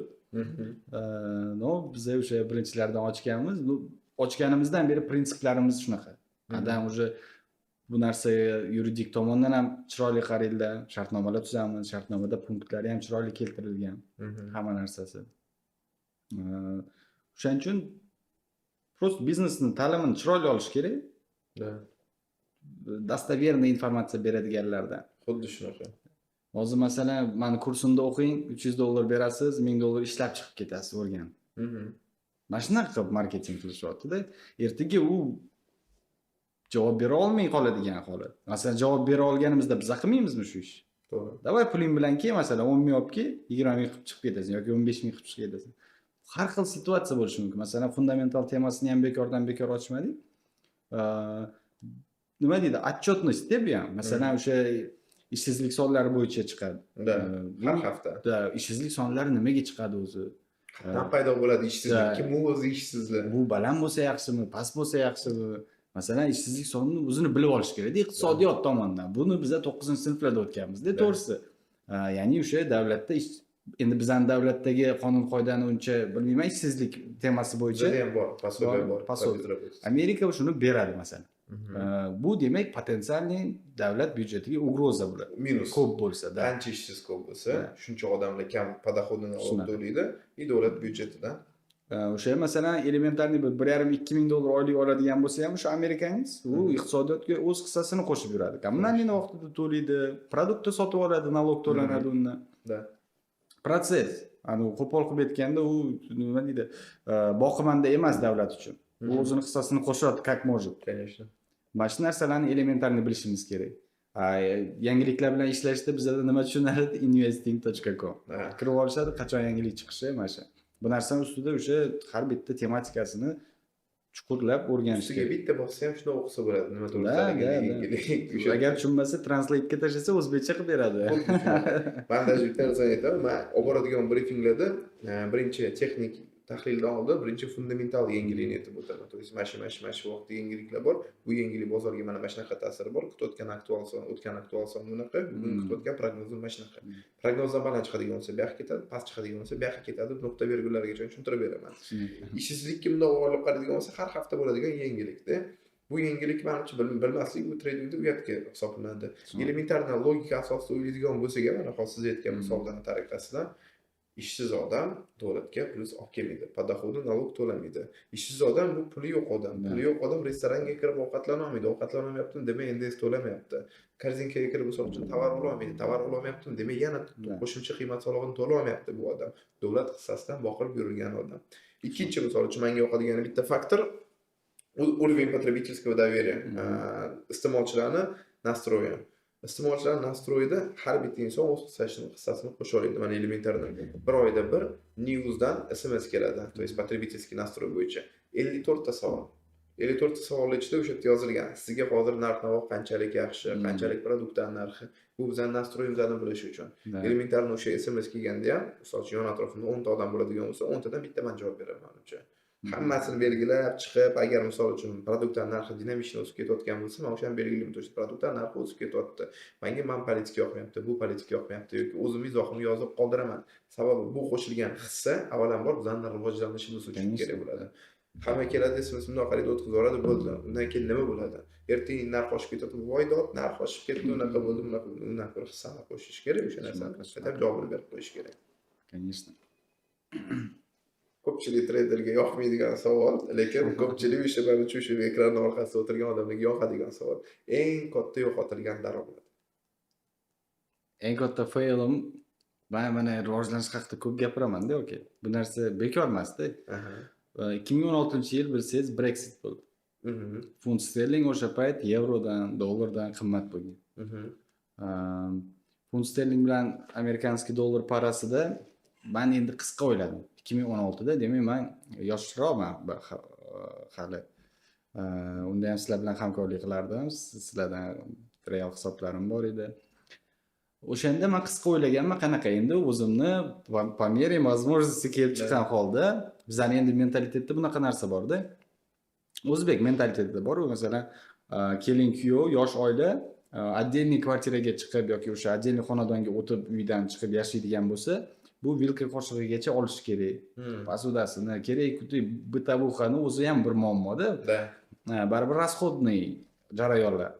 O'z-o'zidan shunday chiqib o'tilmaydi. Bir ikkisini baribir расходi bo'ladi. Men o'sha paytda shu fikr bilan o'yladim Brexitni. Nimaga deganda o'sha payt Buyuk Britaniya valyutasi, iqtisodiyoti yaxshi, ular komfortni yuribdi. Masalan, orzu qilamiz o'tlarga borishni. Ekonomikasi zo'r edi. Я думал, что chiqmaydi. Xalqi referendum o'tkazdi Brexitda. Eslasangiz 51% ovoz bilan chiqishga qo'yildi. O'shanda men bular chiqmaydi deb Bybit'imni ochgandim. 51% chiqqan edi. Yo'q, chiqishidan oldin. Mana bugun уже savdoga kirib o'tiribman Bay bilan. Tong sahar уже ответ chiqishi kerak buni. И уже bozorga konkretniy ta'sir beradi. O'sha payt 1700 punkt pasayib ketdi. 1700 punkt. Konkret oqqan ekan. Da. O'sha payt 16000 bor edi shu yerda. Bor edi degani, demak 16000 уже keyin yo'q bo'ldi. Da, shunaqa. Bu failni ko'p shogirdlarimga ham misol tariqasida aytib berganman. Tushkunlikka tushish kerak emas. Bolalarning duxi yo'q deb ham bekorga aytmadim-da. Biznes. Давайте biznes sifatida qarab, ozgina ko'rish kerak bu narsani. Har xil strategiyalarni ishlatib ko'rish kerak.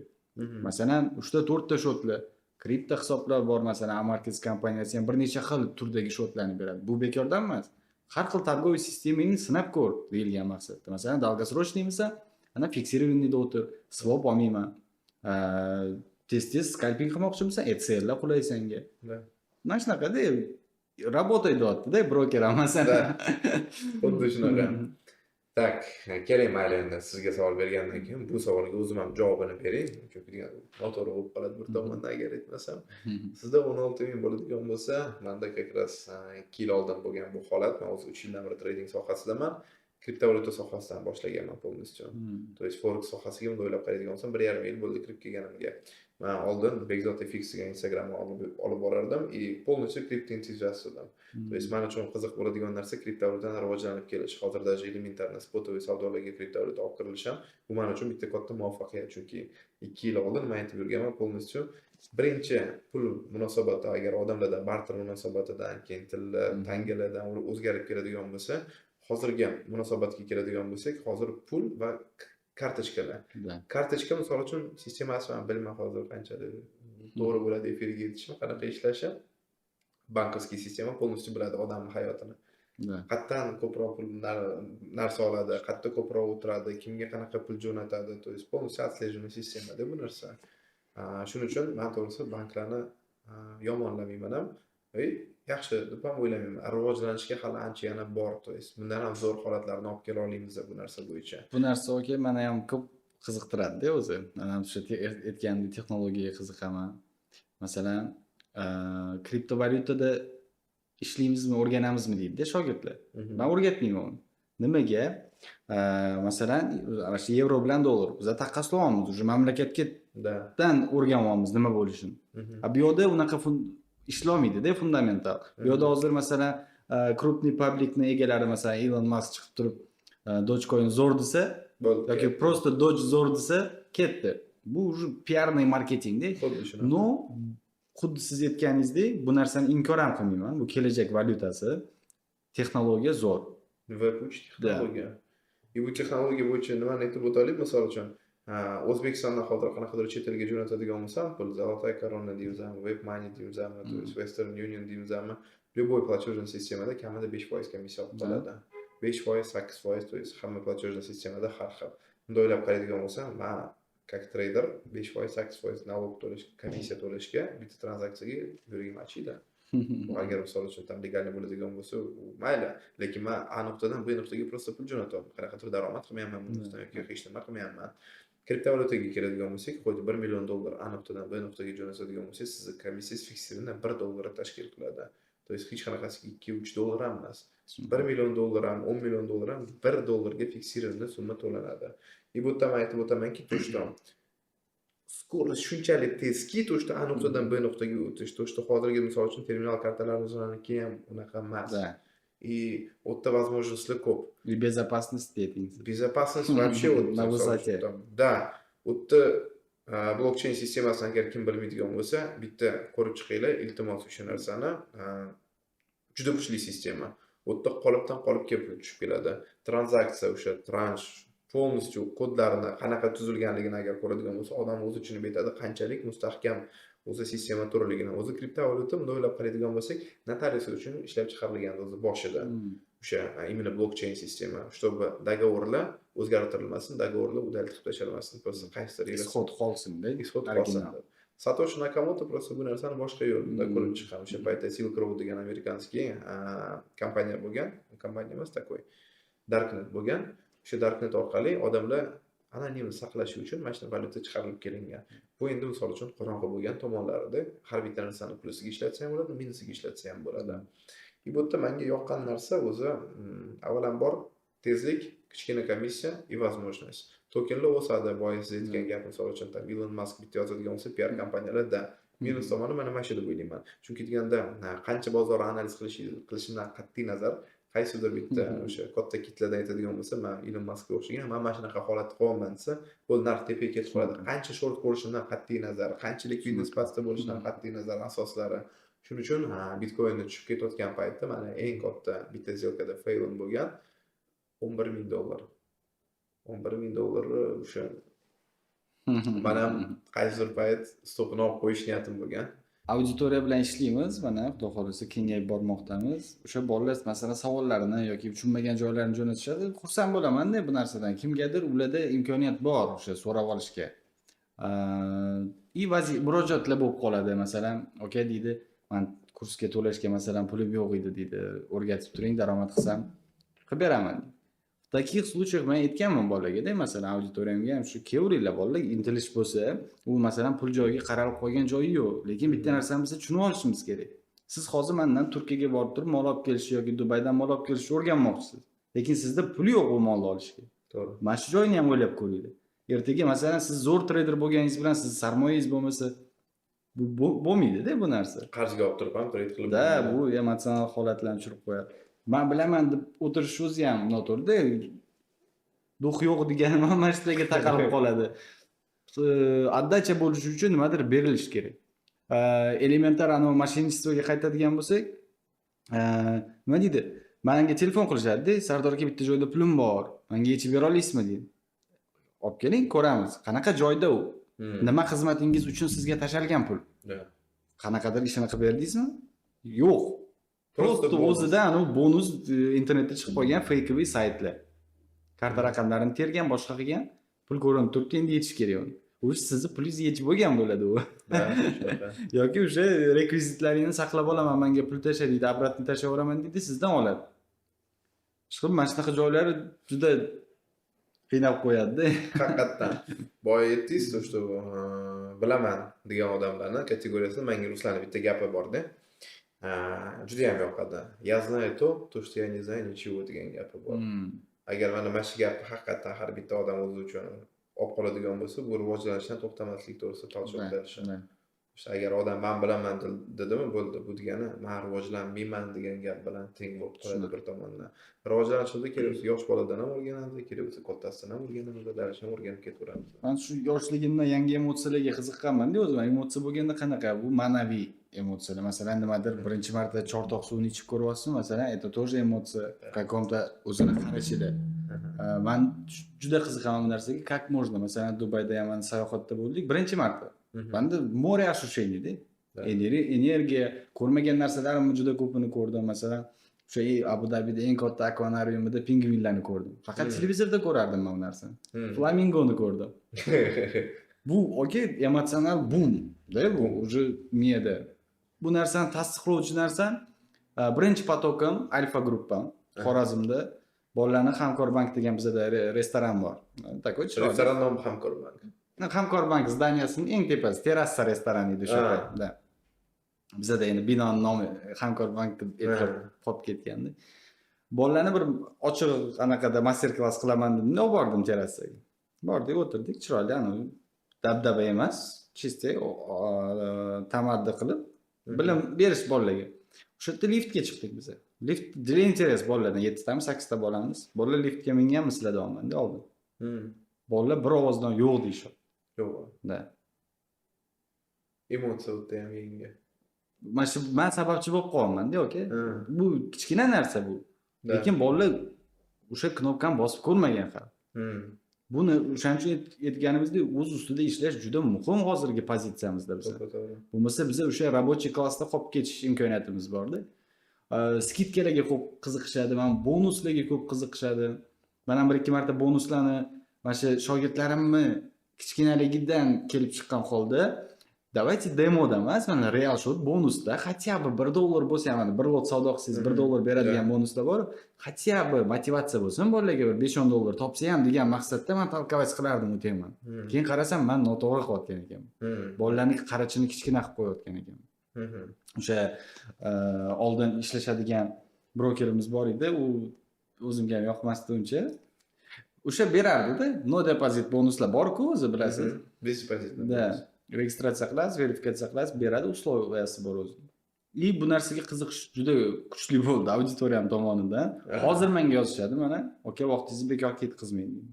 Beradi, bermaydi emas. O'sha bir lot savdo qilishingiz kerak. Bir lot biz uchun katta narsa o'sha. Bu yerda realda savdo qilib ko'rgan odam bir lotni nimaga qodirligini biladi. To'g'ri. Uni sekin yig'ish, tем более $88 tем более плечо 1 ga 100 aka, nerealniy narsalar-da bular.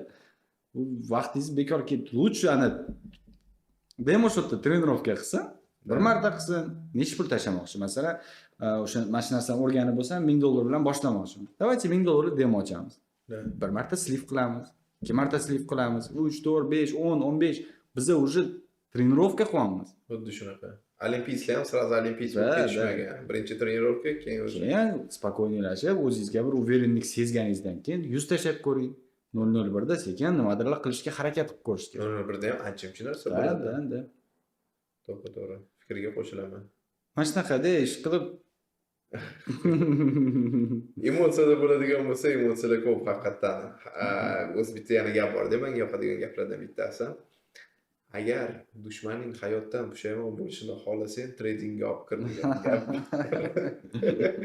Chunki bu haqiqatan trading emotsiyaga olib kirib qo'yadi. Emotsiya bilan qanday olib kirgan bo'lsa, xuddi shuni olib chiqib ham ketaveradi. Aytadi, рынок меня жевал, выжил и обратно выплюнул dedi. Xuddi shunaqa narsa. Biz yana bitta bir ikkita miflar bor-da endi. O'ylashadi odamlar to'shda stopini uradigan odamlar ko'pincha o'ylashadi. То что brokerskiy kompaniyalar ularni stopini biladi qilib qo'yganini, shuning uchun affiliatdan narx o'shab qolib boradi. Men mana shu loyikani eshitganda undoq o'tirib o'ylab qolaman-da. Tak-то, misol uchun $100 shotida o'sha bo'ladi. Как kompaniya $100 shotga 0.1 lot ochgan, misol uchun. Mayli уже 0.1 lot ochgan, u boshqa temada umuman. Aynan mana shu bolani $20-30 stopini ko'rib olib turib, o'sha yoqqa bozorga olib borib, bu yerda misol uchun tam 10 ming, 100 ming bilan savdo qiladiganlarga yoshib turib, aynan buni ko'rib $30 ni stopini olib ketishimiz kerakmidir. Bu birinchi bo'ladigan miflardan, men o'zim yaxshi ko'radigan miflarimdan, misol uchun bu narsani eshitadigan bo'lsa, nasriyam ko'tariladi. Men o'ylayman, deyman, tushuntirib bergim keladi, chunki boya aytganimdek, savolni yaxshi ham berdi. Maksimum bitta narsa qilishi mumkin, men bolalarga aytaman-da, brokerlar bizga pozolyat qiladi. Har qanday savdo rejimini, savdo strategiyasini men bu brokerlarni mobil operatorlarimizga taqqoslayman. Masalan, men Ucell ishlataman, kimdir Beeline, kimdir yana boshqa kompaniya nimadan kelib chiqqan holda, tariflaridan, bizning ehtiyojlarimizdan kelib chiqqan holda. Brokerlar ham shunaqa. Masalan, o'sha topda turadigan ishonchlilari ham bor. Buni ham inkor qilish kerak emas. O'sha anchadan beri ishlab kelgan. Biz Markets bilan ishlashamiz, masalan, bundan davollimiz, и dальше shu kompaniya bilan ishlash niyatimiz bor. Va ishonchli bo'lgani uchun, o'zimiz sinab ko'rganimiz uchun shogirdlarga ham aytamiz shu narsani. Buni aytmoqchi bo'lganimiz, boyagi mavzuyimizga qaytadigan bo'lsak, katta bozorga olib chiqmaydigan brokerlar ham mavjudda. Masalan, siz o'sha sell yoki buy ochdingiz, bu bozorga qat'iy chiqish kerak. Broker ichida qolib ketishi ham mumkin. No, bu katta muammo emas. Bibuk. Da, traderlar uchun, думаю, biz uchun uncha katta muammo emas. Broker uni nima qiladi? Analitiklar bor o'zini. Qaysidir hisob, masalan, Sardorbek agressiv savdo qilar ekan. Bu bolamizni ushlab tursak bo'ladi o'zimizda, masalan, bozorga chiqazmasdan. Mansurbek uzoqqa dolgosrochniy stabil daromad qilmoqchi. Bu bolamizni bozorga chiqazib qo'ysak, biz ham buning orqasidan daromad ko'rishimiz mumkin. Mana shunaqa hisob-kitoblar qilish. No, это bizga kichkina traderlarga masalan не касается-da bu narsa. U o'zini muammosi. Bizga o'sha ishlaganimiz chiqarib bersa bo'ldi. Muvaffaqiyatli trader propa statistikasi bo'yicha 100% dan 95% failowy trader. 5% trader успешный trader. Yana bitta statistikani bilaman. 100% traderlar ichidan 1% trader stop loss bilan ishlaydi. 100% ichidan 1%.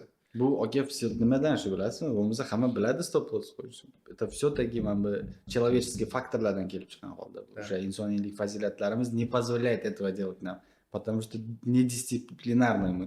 Да. Mashindan men boshqa narsa aytmayman bu narsaga deb. To'g'risi ham. Bo'lmasa darslarimizda o'rgatamiz shu narsani. Xatga qo'yilishini, qanaqa qo'yilishini, chiroyli nima sababdan stop loss kerakligini. Xo'p, sizning fikringiz bo'yicha odamlarni kim jalb qiladi $100 dan $1000 qilishiga bir oyda? Ana PR ga ishlaydigan marketinglar, marketologlar. Men masalan mana Markets bilan hamkormiz, to'g'rimi? Biz ham o'zimni shogirdlarimni, o'zimni partnyorskiy gruppamga qo'yaman. Va undan menga keladigan daromadimni hamma shogirdlarimga aytaman men tushuntirib. И дальше sizlar ham xohlasanglar shunaqa daromad ko'rishinglar mumkin deyman. Men prozrachni o'ynayman bu narsani. Nimaga deganda bilsam, kompaniya beryapti menga u revenueni. Sizni shotingizdan olib menga bermayapti. Men o'sha kompaniya bilan ko'p yillik o'zimni bir mehnatimni singdirganim uchun, unga mijoz olib kelayotganim uchun menga gonorar beryapti. U sizga не касается. Но вот такие ситуации, моменты есть. Bu narsadan o'rgatishim ham o'sha aytgan temangizni ochib beradi-da o'zi. Hozir blogerlar nima deyapti? Mana $100 tashlab $500 bonus beradi broker. Kiryapti, odamlar pul tashlayapti, ana bloger nima qilyapti? Daromadini olyapti. Da, o'sha revenueni olyapti. Da. Bu yerda bonus hunterlar usloviyani bajara olmay qolib ketyapti. Bonus bo'yicha to'xtab o'tdingiz, men bitta narsani hammaga aytib o'tmoqchiman. Bonusni orqasidan yuguradigan trader bu men aytolmayman успешный trader. Nima sababdan? Eng asosiy bitta faktor aytaman. Ahamiyat beradigan bo'lsa, misol uchun Marketsda ham bitta narsa bor. Standart shotda bonus beriladi haqiqatan. 15% bor ekan, 15%. Bu normal. 3000% va'da qilayotgan brokerlar bor. 3000 to'g'risi u osmondan teparoq deb o'ylayman. Qarang, biz bonusi bizning shotimiz bor. Hech qanaqa bonus bermaydigan YSN shot. Men ochiq oydin sizlarga aytaman, standart bilan shot bilan YSN shotni o'rtasida, misol uchun standart 15% bonus beryapti. Lekin standartda spread kattaroq. Spread kattaroq xuddi. o'sha bonusimni deb o'ylab qaraydigan bo'lsa 15% bonus olaman deb o'ylab turib o'sha narsadan spreaddan yutqazib qo'yadi. YSN счетga keladigan bo'lsa, YSN счети spread juda ham minimalniy. И bu yerda misol uchun просто o'ylash, analiz, bunday o'ylab qaraydigan bo'lsak, standartda ham yomon demayman, standart ham yaxshi. Misol uchun ko'pchiligi podдержка beradi o'sha 15% bonusini kattaroq сделкani ochishi yoki u maqsadlarni tanishni rivojlantirib kelish. Bizda har oy qanaqadir bonuslar bo'ladi, qanaqadir aksiyalar bo'ladi, faqat standart счетga o'sha aksiyalar bo'ladi, faqat standart счетga o'sha bonuslar bo'ladi полностью. Bu narsalarni ham yo'l yorg'ini ko'rsa bo'ladi. И yana bitta sizlarga life hack aytmoqchiman, как раз o'sha men buni hech qachon aytmaganman, Sardor Bey, siz bilan yaxshi suhbat ketayotgani uchun, siz auditoriyangiz ham bu narsani ko'radi. Life hack. Agar YSN счет ochib olib turib, islamskiy счет qilinadigan bo'lsa, spread juda kichkina bo'ladi и без swap bo'ladi. Yo'q, ajoyib. Swap bo'lmaydi islamskiy счетda. Swap. Bo'ldi. Eng zo'r bo'ladigan narsalar shu. Lekin swap to'g'risida to'xtab o'tadigan bo'lsak, положительный swap ham bo'ladi bozorda. Положительный swap siz сделканgiz o'sha keyingi sessiyaga o'tayotgan paytda beriladigan bonus bo'ladi. Положительный swapdan o'zini daromad qilgan. Men shu joyini tushunmayman-da, agar plusda o'tsa, plus beradimi swapni? Plus beradi swap. Minusda o'tsa minus. Minusovoy swap bo'ladigan bo'lsa minus. Komissiyani qanday olgan bo'lsa, swapni ham xuddi shunday oladi. Agar misol uchun положительный swap bo'ladigan bo'lsa, сделка ochib qo'yilgan. Tilida selga положительный swap bor и yevroga selga pozitsiyada положительный swap bor asosan bo'ladigan narsa. Yevroni selga ochib qo'yib o'tirib, просто u qarang o'sha narsani ertasi kuniga уже sizda уже plus bo'lib turadi, дополнительный. Yana bitta life hack guide aytaman. Двойной swap kuni bo'ladi. U sredadan четверgga o'tadigan kuni, ya'ni chorshanbadan payshanbaga o'tadigan kechasi двойной swap bo'ladi. Yoki u двойной plus bo'ladi yoki двойной minus bo'ladi. Shanba yakshanba chunki swap bo'lmaydi. O'sha narsaning hisobi sredada двойной qilib oladi. Zo'r ma'lumot. Shogirdlarimizga aytamiz. Yana qaysi mavzu bo'yicha, yangi kirib kelayotganlar bo'yicha aytib o'tmoqchisiz yoki o'zingiz tomonidan осторожно, внимание degan joylaringizdan. Осторожно, внимание, shu diqqatli bo'lishimizni so'rayman. O'sha bilayotgan nima ish qilayotgan bo'lsak, tushunib, masalan, o'sha ruchkani sotib olmoqchimiz, masalan, aytaman bolalarga, ruchkani har tomonlama o'rganib chiqishimiz kerak. Informatsiyamiz qanchalik ko'p bo'lsa, ishlarimiz yaxshi bo'ladi. Nimaga deganda, o'sha sotib olayotgan tovaringiz haqida как можно больше informatsiya bilishingiz kerak. Risk management обязательный holatda. Обязательно. Bu qonun qoida bo'lishi kerak. Men даже o'sha o'quvchilarimga ham aytardim. Mavzum strategiyam shu, то есть bir haftada 6% общий risk, bir kunda 2% risk, bitta tek, bitta stop, kun yopildi, bitta tek, kun yopildi. Shu narsani chiqarib olib turib, kompyuter yoniga qo'yib qo'yishga, osib qo'yishga, shu qonun qoida deklaratsiya, bundan chekkaga chiqib ketish kerak emas. Har bitta odam endi o'ziga risk management qilib qo'yish kerak. Bu misol uchun mani strategiyam deydi. Agar sizlar ham mana shu strategiyani tanlaydigan bo'lsangiz, yozib chiqarib qo'yinglar. O'zingizlarning strategiyalar bo'ladigan bo'lsa, o'shani ham yozib chiqarib qo'yinglar. Har safar agar kattaroq risk qilmoqchi bo'lsangiz, o'sha narsaga qarab sizni to'xtatishingiz kerak. Emotsiyaga berilmasdan, hladnokrovniy sovuqqonlik bilan bozorga qarash kerak. Agar qachon siz daromad qilaman, bozorga vashi farqi yo'q. Sizni planingiz qanaqa? iPhone olmoqchimisiz, naushnik olmoqchimisiz, mashina olmoqchimisiz, bozorga vashi farqi yo'q. Shunaqa. U sizni planingiz asosida yurmaydi, o'zini harakati asosida harakat qiladi bo'ldi. Shunaqa. Qaysi strategiya bo'yicha savdo qilasiz o'zingiz? Strategiya основной men qiladigan ishim qanaqa? Texnik analiz bilan qiziqaman. O'sha time frame'larning har bittasida. Time frame'larni men bozorni har xil rakursdan ko'rish degan tushuncha bilan o'rgataman bolalarga. Birinchi bozor xarakterini o'rganib olamiz. Dальше уже fundamental. Ya'ni fundamentalni nimasiga qarayman? Fundamental o'zida savdo qilish menga ham yoqmaydi. Tarafdori emasman yangiliklarda. Nimaga deganda o'sha impuls baribir noaniqlik impuls bo'ladi. Keyin aytganingizdek, siz strategiyangiz ham zo'r ekan, o'sha faktlar chiqqandan keyin dальше sizga ishlash bu xavfsiz. Fundamental, mana texnikimga fundamental qarshilik qilib qo'ymasligini, ya'ni o'sha payt yangiliklar bormi yo'qmi, bu narsani aniqlashtirib olaman. Va risk menejmentni qo'llab, sekin savdoyimizni boshlaymiz. O'sha strategiyaga keladigan bo'lsak, 1%, 3%, 1%dan 3%gacha kunlik daromadda. Daromad risk demay 1%. Risk qanaqa? Men kalkulyatsiyasini chiqazganimda, masalan, $100 balansimizda, to'g'rimi? Biz 1%dan 3%gacha daromad qilsak, bu $1dan $3gacha pul topishimiz kerak. Biz $1 topishimiz uchun 0.01 объемdan yevro-dollar parasidan 10 punkt ushlashimiz o'zi kifoya. Mhm. Bu narsani chiroyli 001 risk management уже chiroyli $100 uchun. Da. Biza sarmoyamizni yo'qotib qo'yishimiz uchun 1000 punkt qarshi bo'lishi kerak bozor. Da. Bu holat aytib berganimdek boya Brexitda 1700 punkt bo'lgan. Yaqinda Yaponiyada zilzila bo'lganda 300 punkt yurib berdi. Tushib ketdi yana. Da. Demak bizani sarmoyamiz ketib qolish imkoniyati bu yerda nollar. Nollar. Da. Men buni qanaqa tushuntiraman? Bolalarga katta fojia bo'lishi kerak bu narsa bo'lishi uchun iqtisodiyotda. To'g'ri. Shuning uchun biza 10 punkt target qilishimiz kerak ekan o'sha maqsad. Bu juda kichkina narsa. Men yana mana masalan kilometrlarda o'lchanadi, to'g'rimi? Biza punktlarda o'lchaymiz. Punktlarni ham 10 punkt bu ekan, 100 punkt bu ekan deb tushuntirishi bolalar qabul qilishi ham qiyin ekanda uni. Masalan kuniga qancha yurishi mumkin o'zi bozor, xarakteri qanaqa, qaysi valyuta ko'proq yura oladi, qancha miqdorda. Mana shularni tushuntirishni men chiroyli metodini topganman endi o'sha o'zimiz ustimizda ishlab. Ya'ni o'zimiz Urganch ofisidan men masofa qilib tushuntirib beraman. Masalan, bizani gipermarketgacha 10-15 punkt masofa. Ya'ni gipermarketga hozir ofisdan chiqib taksi chaqirib borish oson. Bir yarim soatda borsangiz bo'ladi. 10-15 punkt тоже самое. Yarim soat, 1 soat ichida uriladigan narsa. Sal uzoqlashadigan bo'lsak уже 30 punktdan 70 punktgacha. 10-15 punktni ofisimni pastiga tush deb bertamda. 30 punktdan 70 punktgacha уже giperga borib kelish.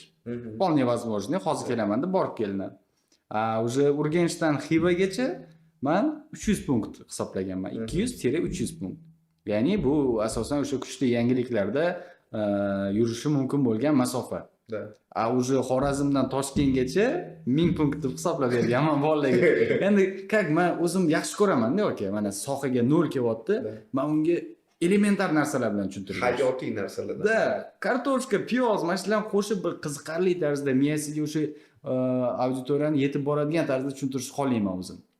Masalan, hajmlari, lotlari. Любой bozorga borsangiz ham 2 kilo olma beringiz, 3 kilo beringiz. Bizda o'sha lotlar deb aytiladi. Mana shunaqa. Haqiqatdan bu ko'proq informatsiya miyaga singib qoladi. Menda ham mana shunaqa men depozitni zapravkadan misol qilib olib aytardim. Misol uchun trendda ham kuchini, ya'ni uzoq yo'lga chiqib ketdik. Misol uchun 300 kilometr mashinangiz yura oladi. 150-200 kilometrdan keyin razvorot olib turib benzin qo'ya olasiz. Lekin benzin qo'yishingiz uchun avtobanda ketyapsiz, uzoqroqdan razvorot qilib kelishingiz kerak. Men aytardim, yo'lingiz bu impuls, razvorot qilib zapravkaga kirishingiz bu korreksiya darajasi. Keyin yana impulsga qarab ketasiz, zapravkani polniy qo'ygandan keyin daraja maksimumni yengilab, bozor xuddi mana shunaqa algoritmda ishlaydiganidan keyin любой mana o'quvchidan so'raganda impuls nima, korreksiya nima desam, mana shunaqa tushuntirishdi. Avtobanda ketyapman. Haqiqatdan eslanib qolinadigan narsada, mana shunaqa hayotiy narsa. Mnemonika bo'yicha mana shunaqa edi. Bizda O'zbekistonda bor bitta известныйlar. Ular ham mana shunaqa. Stulchik to'g'ri, tarvuz 0. Bu, to есть o'shanda haqiqatdan men yaxshiroq qabul qilar ekan bu informatsiya. Bolalar, shogirdlarimizni mana shu muvaffaqiyat tarafdorimizda. Chin qalbimdan o'zim baret qilaman bolalarga. O'sha Xudo xolasa shu maqsadlarga erishib, bolalar bir yaxshi bo'lib ketishsin deyman-da, chin qalbimdan. Mana shu trading orqasidan, o'sha trading orqali masalan kelgan daromaddan yana bir bizneslarni ochib, chiroyli hayot kechirsa degan maqsadda ilgari suraman. Mana content makerlarimiz ham ko'pchilik blogerlar bor trading sohasidan. To'g'ri informatsiyalar mavjud. O'zimizga o'xshagan chiroyli informatsiyadan berib yurgan akalarimiz, ukalarimiz ham kam emas. Yaxshi. O'sha xolisona, prozrachniy qilib o'rgatib kelayotgan bolalar bor. Masalan, Growth Trading tanisangiz kerak. Bu ham bloger bolalardan. O'shalar ham masalan men nima deydi, aldov kutmaydigan blogerlarimda bular. Masalan, ertaga nimadir gapirib chiqsa ham, bu PR uchun yoki boshqa narsa uchun qilayotgan narsa emas-da. Realniy $100,000 prop shot olishgan. Bir haftada 70,000 yechib olishibdi. Gap yo'q. Zo'r aka, 7 pochka. 7 pochka. Sразу o'sha depozitga o'tkazib yuborsangiz bo'ladi, dальше Это tramplin уже. Уже дальше sizga уже pulingiz bor, свободно yana ideyalar kelaveradi. Yana 5 ta 10 ta prop shot olib tashlaydi. 20-30 ming real o'ziga tashlaydi sarmoyasiga. Bu уже boshlanishi jarayon. A это вполне возможный narsa.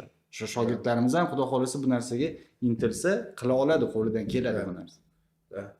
Prop shot to'g'risida to'xtalib o'tdingiz. Mana ozgina qo'shimcha qilmoqchiman. Ko'pchilik treyderlar tradingga kirib kelish maqsadi prop shotdan o'tish.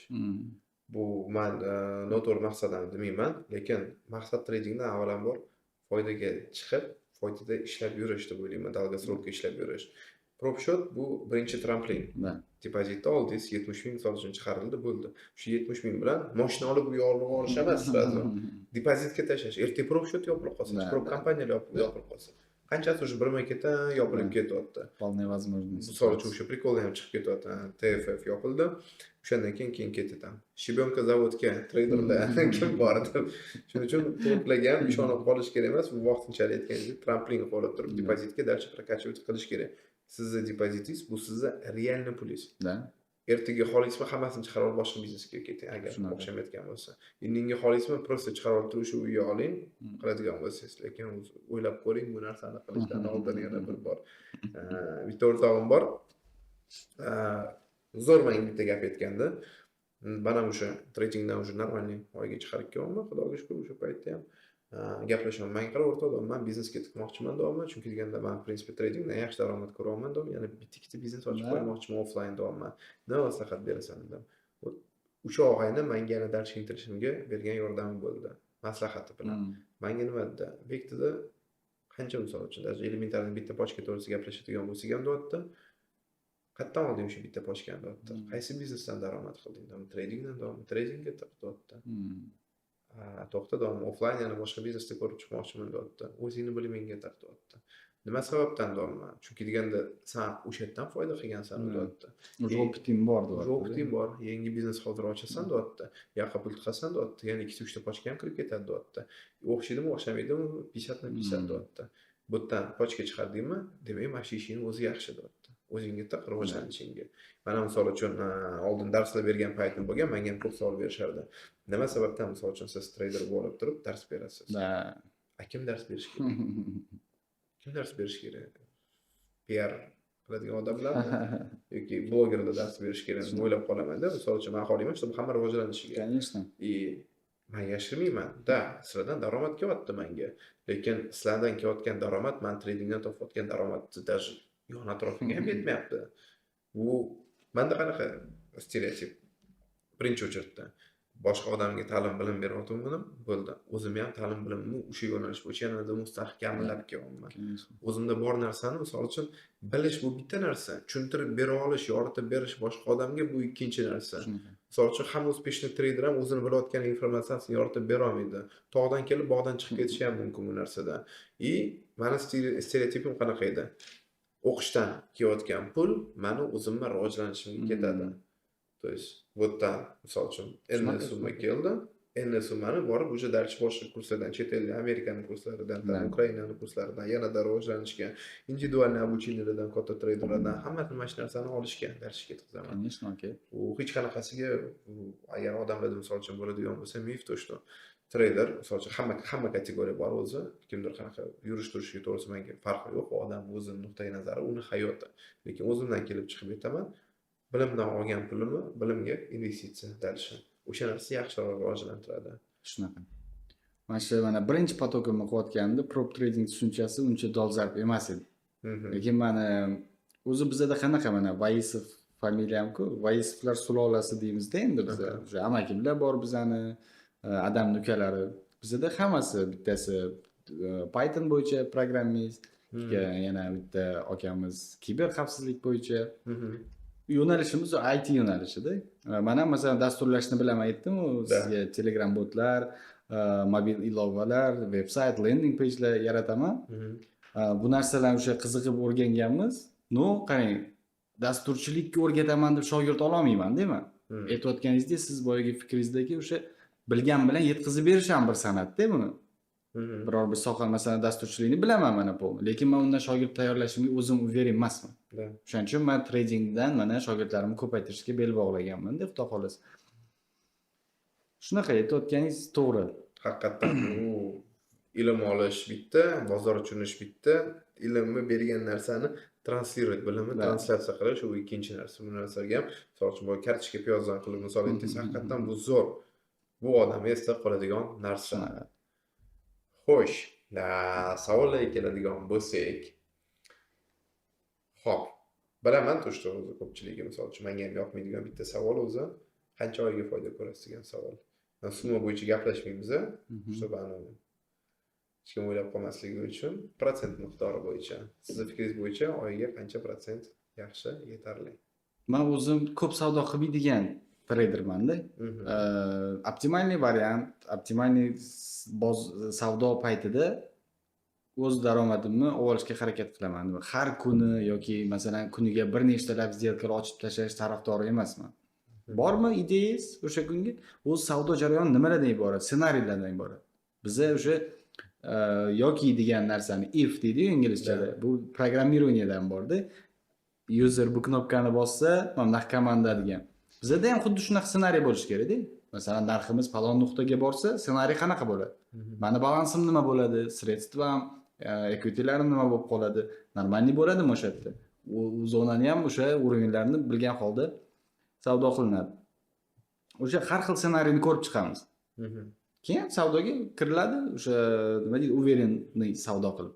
Risk management qo'llanib, o'sha qatlagacha откат, korreksiya berishi mumkin. O'sha payt bizning balansimiz chiroyli bo'lib turadimi? Margin call emasmi? Da.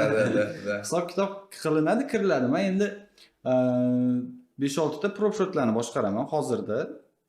Real hisobda ham investorlarimiz bor. O'zi ofisimizda investitsion shartnoma qilib qo'yganmiz. 10 mingdan baland summalar bizda qabul qilinadi. O'sha foizlari kelishilgan holda konkretniy yozib chizib beriladi. No bizda bu narsaga ham hozir to'xtalib o'tamiz. Umumiy miqdorda men 1% dan 3% gacha daromad qilishni shogirdlarimga o'rgataman dedim. Bu kuniga 1% bo'lganda ham oyiga shanba yakshanbalarni olib tashlasak 20% da chiqadi. Men aytaman, давайте 20 emas. 10-15 topaylik. Da. Yana o'zi 10-15. Da, yana risklarni kamaytiramiz. O'zi boshida kamaytiruvdik. Da. Yana kamaytiramiz. По-моему, это, думаю, оптимальная kalkulyatsiya. Да. O'shaning uchun любой biznes bundoq foiz miqdorida olib qaraydigan bo'lsa, даже elementarni men ko'rgandim o'sha investorlarni qidirayotgan saytda, o'sha offline biznes qilayotganda, investorlar Shibonka zavodi, g'isht qiladigan zavod. Где-то $2 million investitsiya tortyapti. $2 million da окупаемость 1,5 yilni tashkil qilgan edi. Да. Bu yerda bundoq hisoblaydigan bo'lsak, bu yerda 100% ga qancha tez chiqib kelamiz? Shunaqa. Okey, mana masalan, hozir любой bankka biz sarmoyamizni qo'yadigan bo'lsak, bizga maksimum bir qancha berish mumkin? 27% bersa kerak. Yillik. Da, yillik. Valyutada o'sha 15 bermaydi. 16, 15 dan past. O'sha banklarimizga elementarniy sarmoya kiritadigan bo'lsak ham, bizga 30% hech qaysi bank garantированный qilib bera olmaydi. To'g'ri, masalan 100 million qo'yasiz, 1 yildan keyin sizga 127 million bo'ladi. O'sha bank stavkalaridan kelib chiqqan holda. Biza bu tradingda bu narsani 2-3 oy ichida amallashimiz вполне возможный variantda. O'sha risklarimizni inobatga olib, chiroyli savdo qilingan holda. O'shaning uchun nima deydi, biznesga qiziqadigan, o'sha sarmoyasi mavjud akalarimiz, ukalarimiz bo'lsa, bu narsani prosta chiroyli o'rganib, sekin qadam qilib, Xudodan so'rab, bir chiroyli maqsadlarni qo'yib ishlanaverish kerak. Уже texnologiya bora-bora onlaynga o'tib bormoqda. Уже hozir mana biz ovqat zakaz qila olamiz, masalan, onlaynda. Dori-darmon zakaz qila olamiz. Hamma narsa уже shartnomalar ham mana Didoxlar chiqib ketgan. ETSP kalitlar orqali уже tranzaksiyalar уже onlayn уже daromad manbaiga ham aylanib bo'lgan уже allaqachon. Xuddi shunaqa.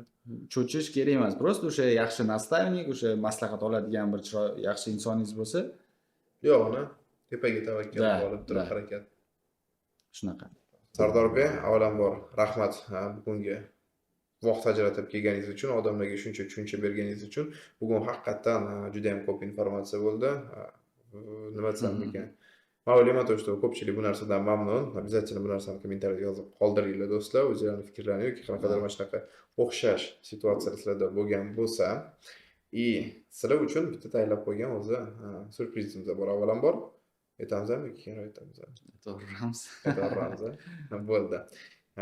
Sardorbek tomonidan sizlar uchun o'zingiz aytib qoling, mayli. Men ham juda xursandman, okajon, juda chiroyli suhbat bo'ldi. Manfaatli bo'ldi degan umiddaman o'sha tomoshabinlarimiz uchun ham.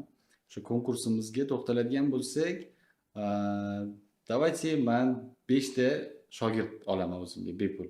Aha. Masalan, boshqa viloyatdan bo'lsa, ana onlayn kursimda o'rgataman, xudo xohlasa. O'zimizni Xorazmdan bo'lsa, пожалуйста, ofisga kelib, Offline. da Mhm. prop hisob yoki real hisoblab qo'ymasligimni sababi qo'yib ko'rdik. Bunaqa konkurslar hozir tradingni biladigan odam ham yutib qolishi mumkin, bilmaydigan ham. Давайте я лучше их обучу. Da. Chiroyli qilib To'g'ri qaror, o'rgatib qo'yaman, da. haqiqatdan to'g'ri qaror. Agarda trading sohasidan Sardorbek Vaysov tomonidan tradingda rivojlanishni xohlaydigan bo'lsangiz, mana пожалуйста, bu sizning imkoniyatingiz. Qanaqa sharti? Sharti Xorazm Forex deb kommentariy yozish uchun ushbu videoni random tarzda, ya'ni tasodifan aniqlaymiz, xudo xohlasa. Xo'p, Xorazm Trade balki o'zini yana qanaqadir qisqa historiyasini yozar trading. Nima sababdan aynan sizda o'qish kerakligini. Можно так. Menimcha o'sha odam motivatsiyasini ko'proq oshiradi. Nima sababdan? Da. Xorazm Forex nimaga siz mani именно shogirdim bo'lishingiz kerak. Mana shu narsa haqida. Eng zo'r kriteriy. O'sha kriteriyadan biz qanaqadir o'zimizni qanaqa qilamiz o'zi konkursni randomizer orqalimi yoki deganda o'zingiz tanlaysizmi, ko'proq sizga taassurot Endi algoritmga ishonamiz, bitta platforma orqali tanlaymiz, random. Так, Чтобы hammada уверенность, ishonch bo'lishi uchun. Aha, har bitta ishtirokchiga o'nsa nomerdan berib chiqamizmi? Yo'q, o'zi platformalar bor. Aha, kommentariyadan olib kopировать qila olamiz. Da. O'zi avtomatik qiladi. Inson anaqasiz. Bo'ldi. Men ozgina anaqa bu narsa bo'yicha qolib ketgan ekanman, как раз bu men uchun ham o'sha rivojlanishning bitta turi bo'ladi. Instagram uchun YouTube Gift platformasi bor. Unga оплата qilinadi. Там мелкий YouTube uchun? YouTube uchun тоже имеется такие платформы. Bo'ldi. Prямо efir qilinadi, o'sha platformaga kiriladi, randomda o'sha 5 ta odamni tanlab olamiz. Aha. Ну, hammasi все по чесноку у нас deydi. Все по честному, да. Bunaqa bizga to'g'risi tanish bilish, bunisi unaqa o'tish bo'lmaydi. Avvalambor hammasi chunki deganda astoydil bugungi fikrlasizlarga ham balkim yoqqandir. Kelgan yana bitta aytib o'tmoqchi bo'lgan yangiligim bor. Avvalambor Amarkets tomonidan sizga Xorazm Forexga avvalambor bizning sertifikatimiz bor. Bu sertifikat hamma bizning partnyorlarimizda yo'q. Bu естественно rezultatlarga chiqib yaxshi ularga erishgan odamlarga beriladigan narsa. Avvalambor tabriklaymiz sizlar. Rahmat sizga, xursandman. Sizga osib qo'yamiz. Xudo xohlasa agar Xorazm Trader Club, Xorazm Forexga kirganingizda ofisda xudo xohlasa mana shu narsani ko'rganingizda обязательно rasmga tushib qo'yib, Instagramga Xorazm Forex bilan Amarkets belgilab qo'yadigan bo'lsanglar, o'zingizning Instagram storiesida ham yoritib qo'yamiz. Xudo xohlasa rahmat sizga. Bugun haqiqatdan o'zim ham mazza qildim podkastdan, даже shuncha vaqt ayamaganingiz uchun, shuncha odamlarga tish tirnog'ingiz bilan o'sha narsani tushuntirib yetkazib bermoqchiligingiz uchun avvalambor sizga rahmat. Xudo xohlasa yana nima yangilik aytmoqchisiz auditoriyamizga? Analizlar qanaqadir yana juda ham qiziqarli suhbat bo'ldi deb o'ylayman. Endi xudo xohlasa bu birinchi suhbatlarimizda inshaalloh bundanda ko'plari, manfaatlilari, katta auditoriyalar bilan xudo xohlasa ishlarni olib borish tarafdoriman. Sizga ham tashakkur taklif qilganingiz uchun, o'sha fikrimizni ozgina muhim deb bilganingiz uchun juda ham xursandmiz to'g'risi. Omad Amarketsga ham afsuslanmayman. O'sha necha yildan beri mijozinglar bo'lsa, xudo xohlasa hammasi yaxshi. Bunaqa fail yo'q. Gap bo'lishi mumkin emas, biz rivojlanish tarafdorimiz. Sizga ham rahmat. Sog' omad bo'ling. Xudo xohlasa ko'rishguncha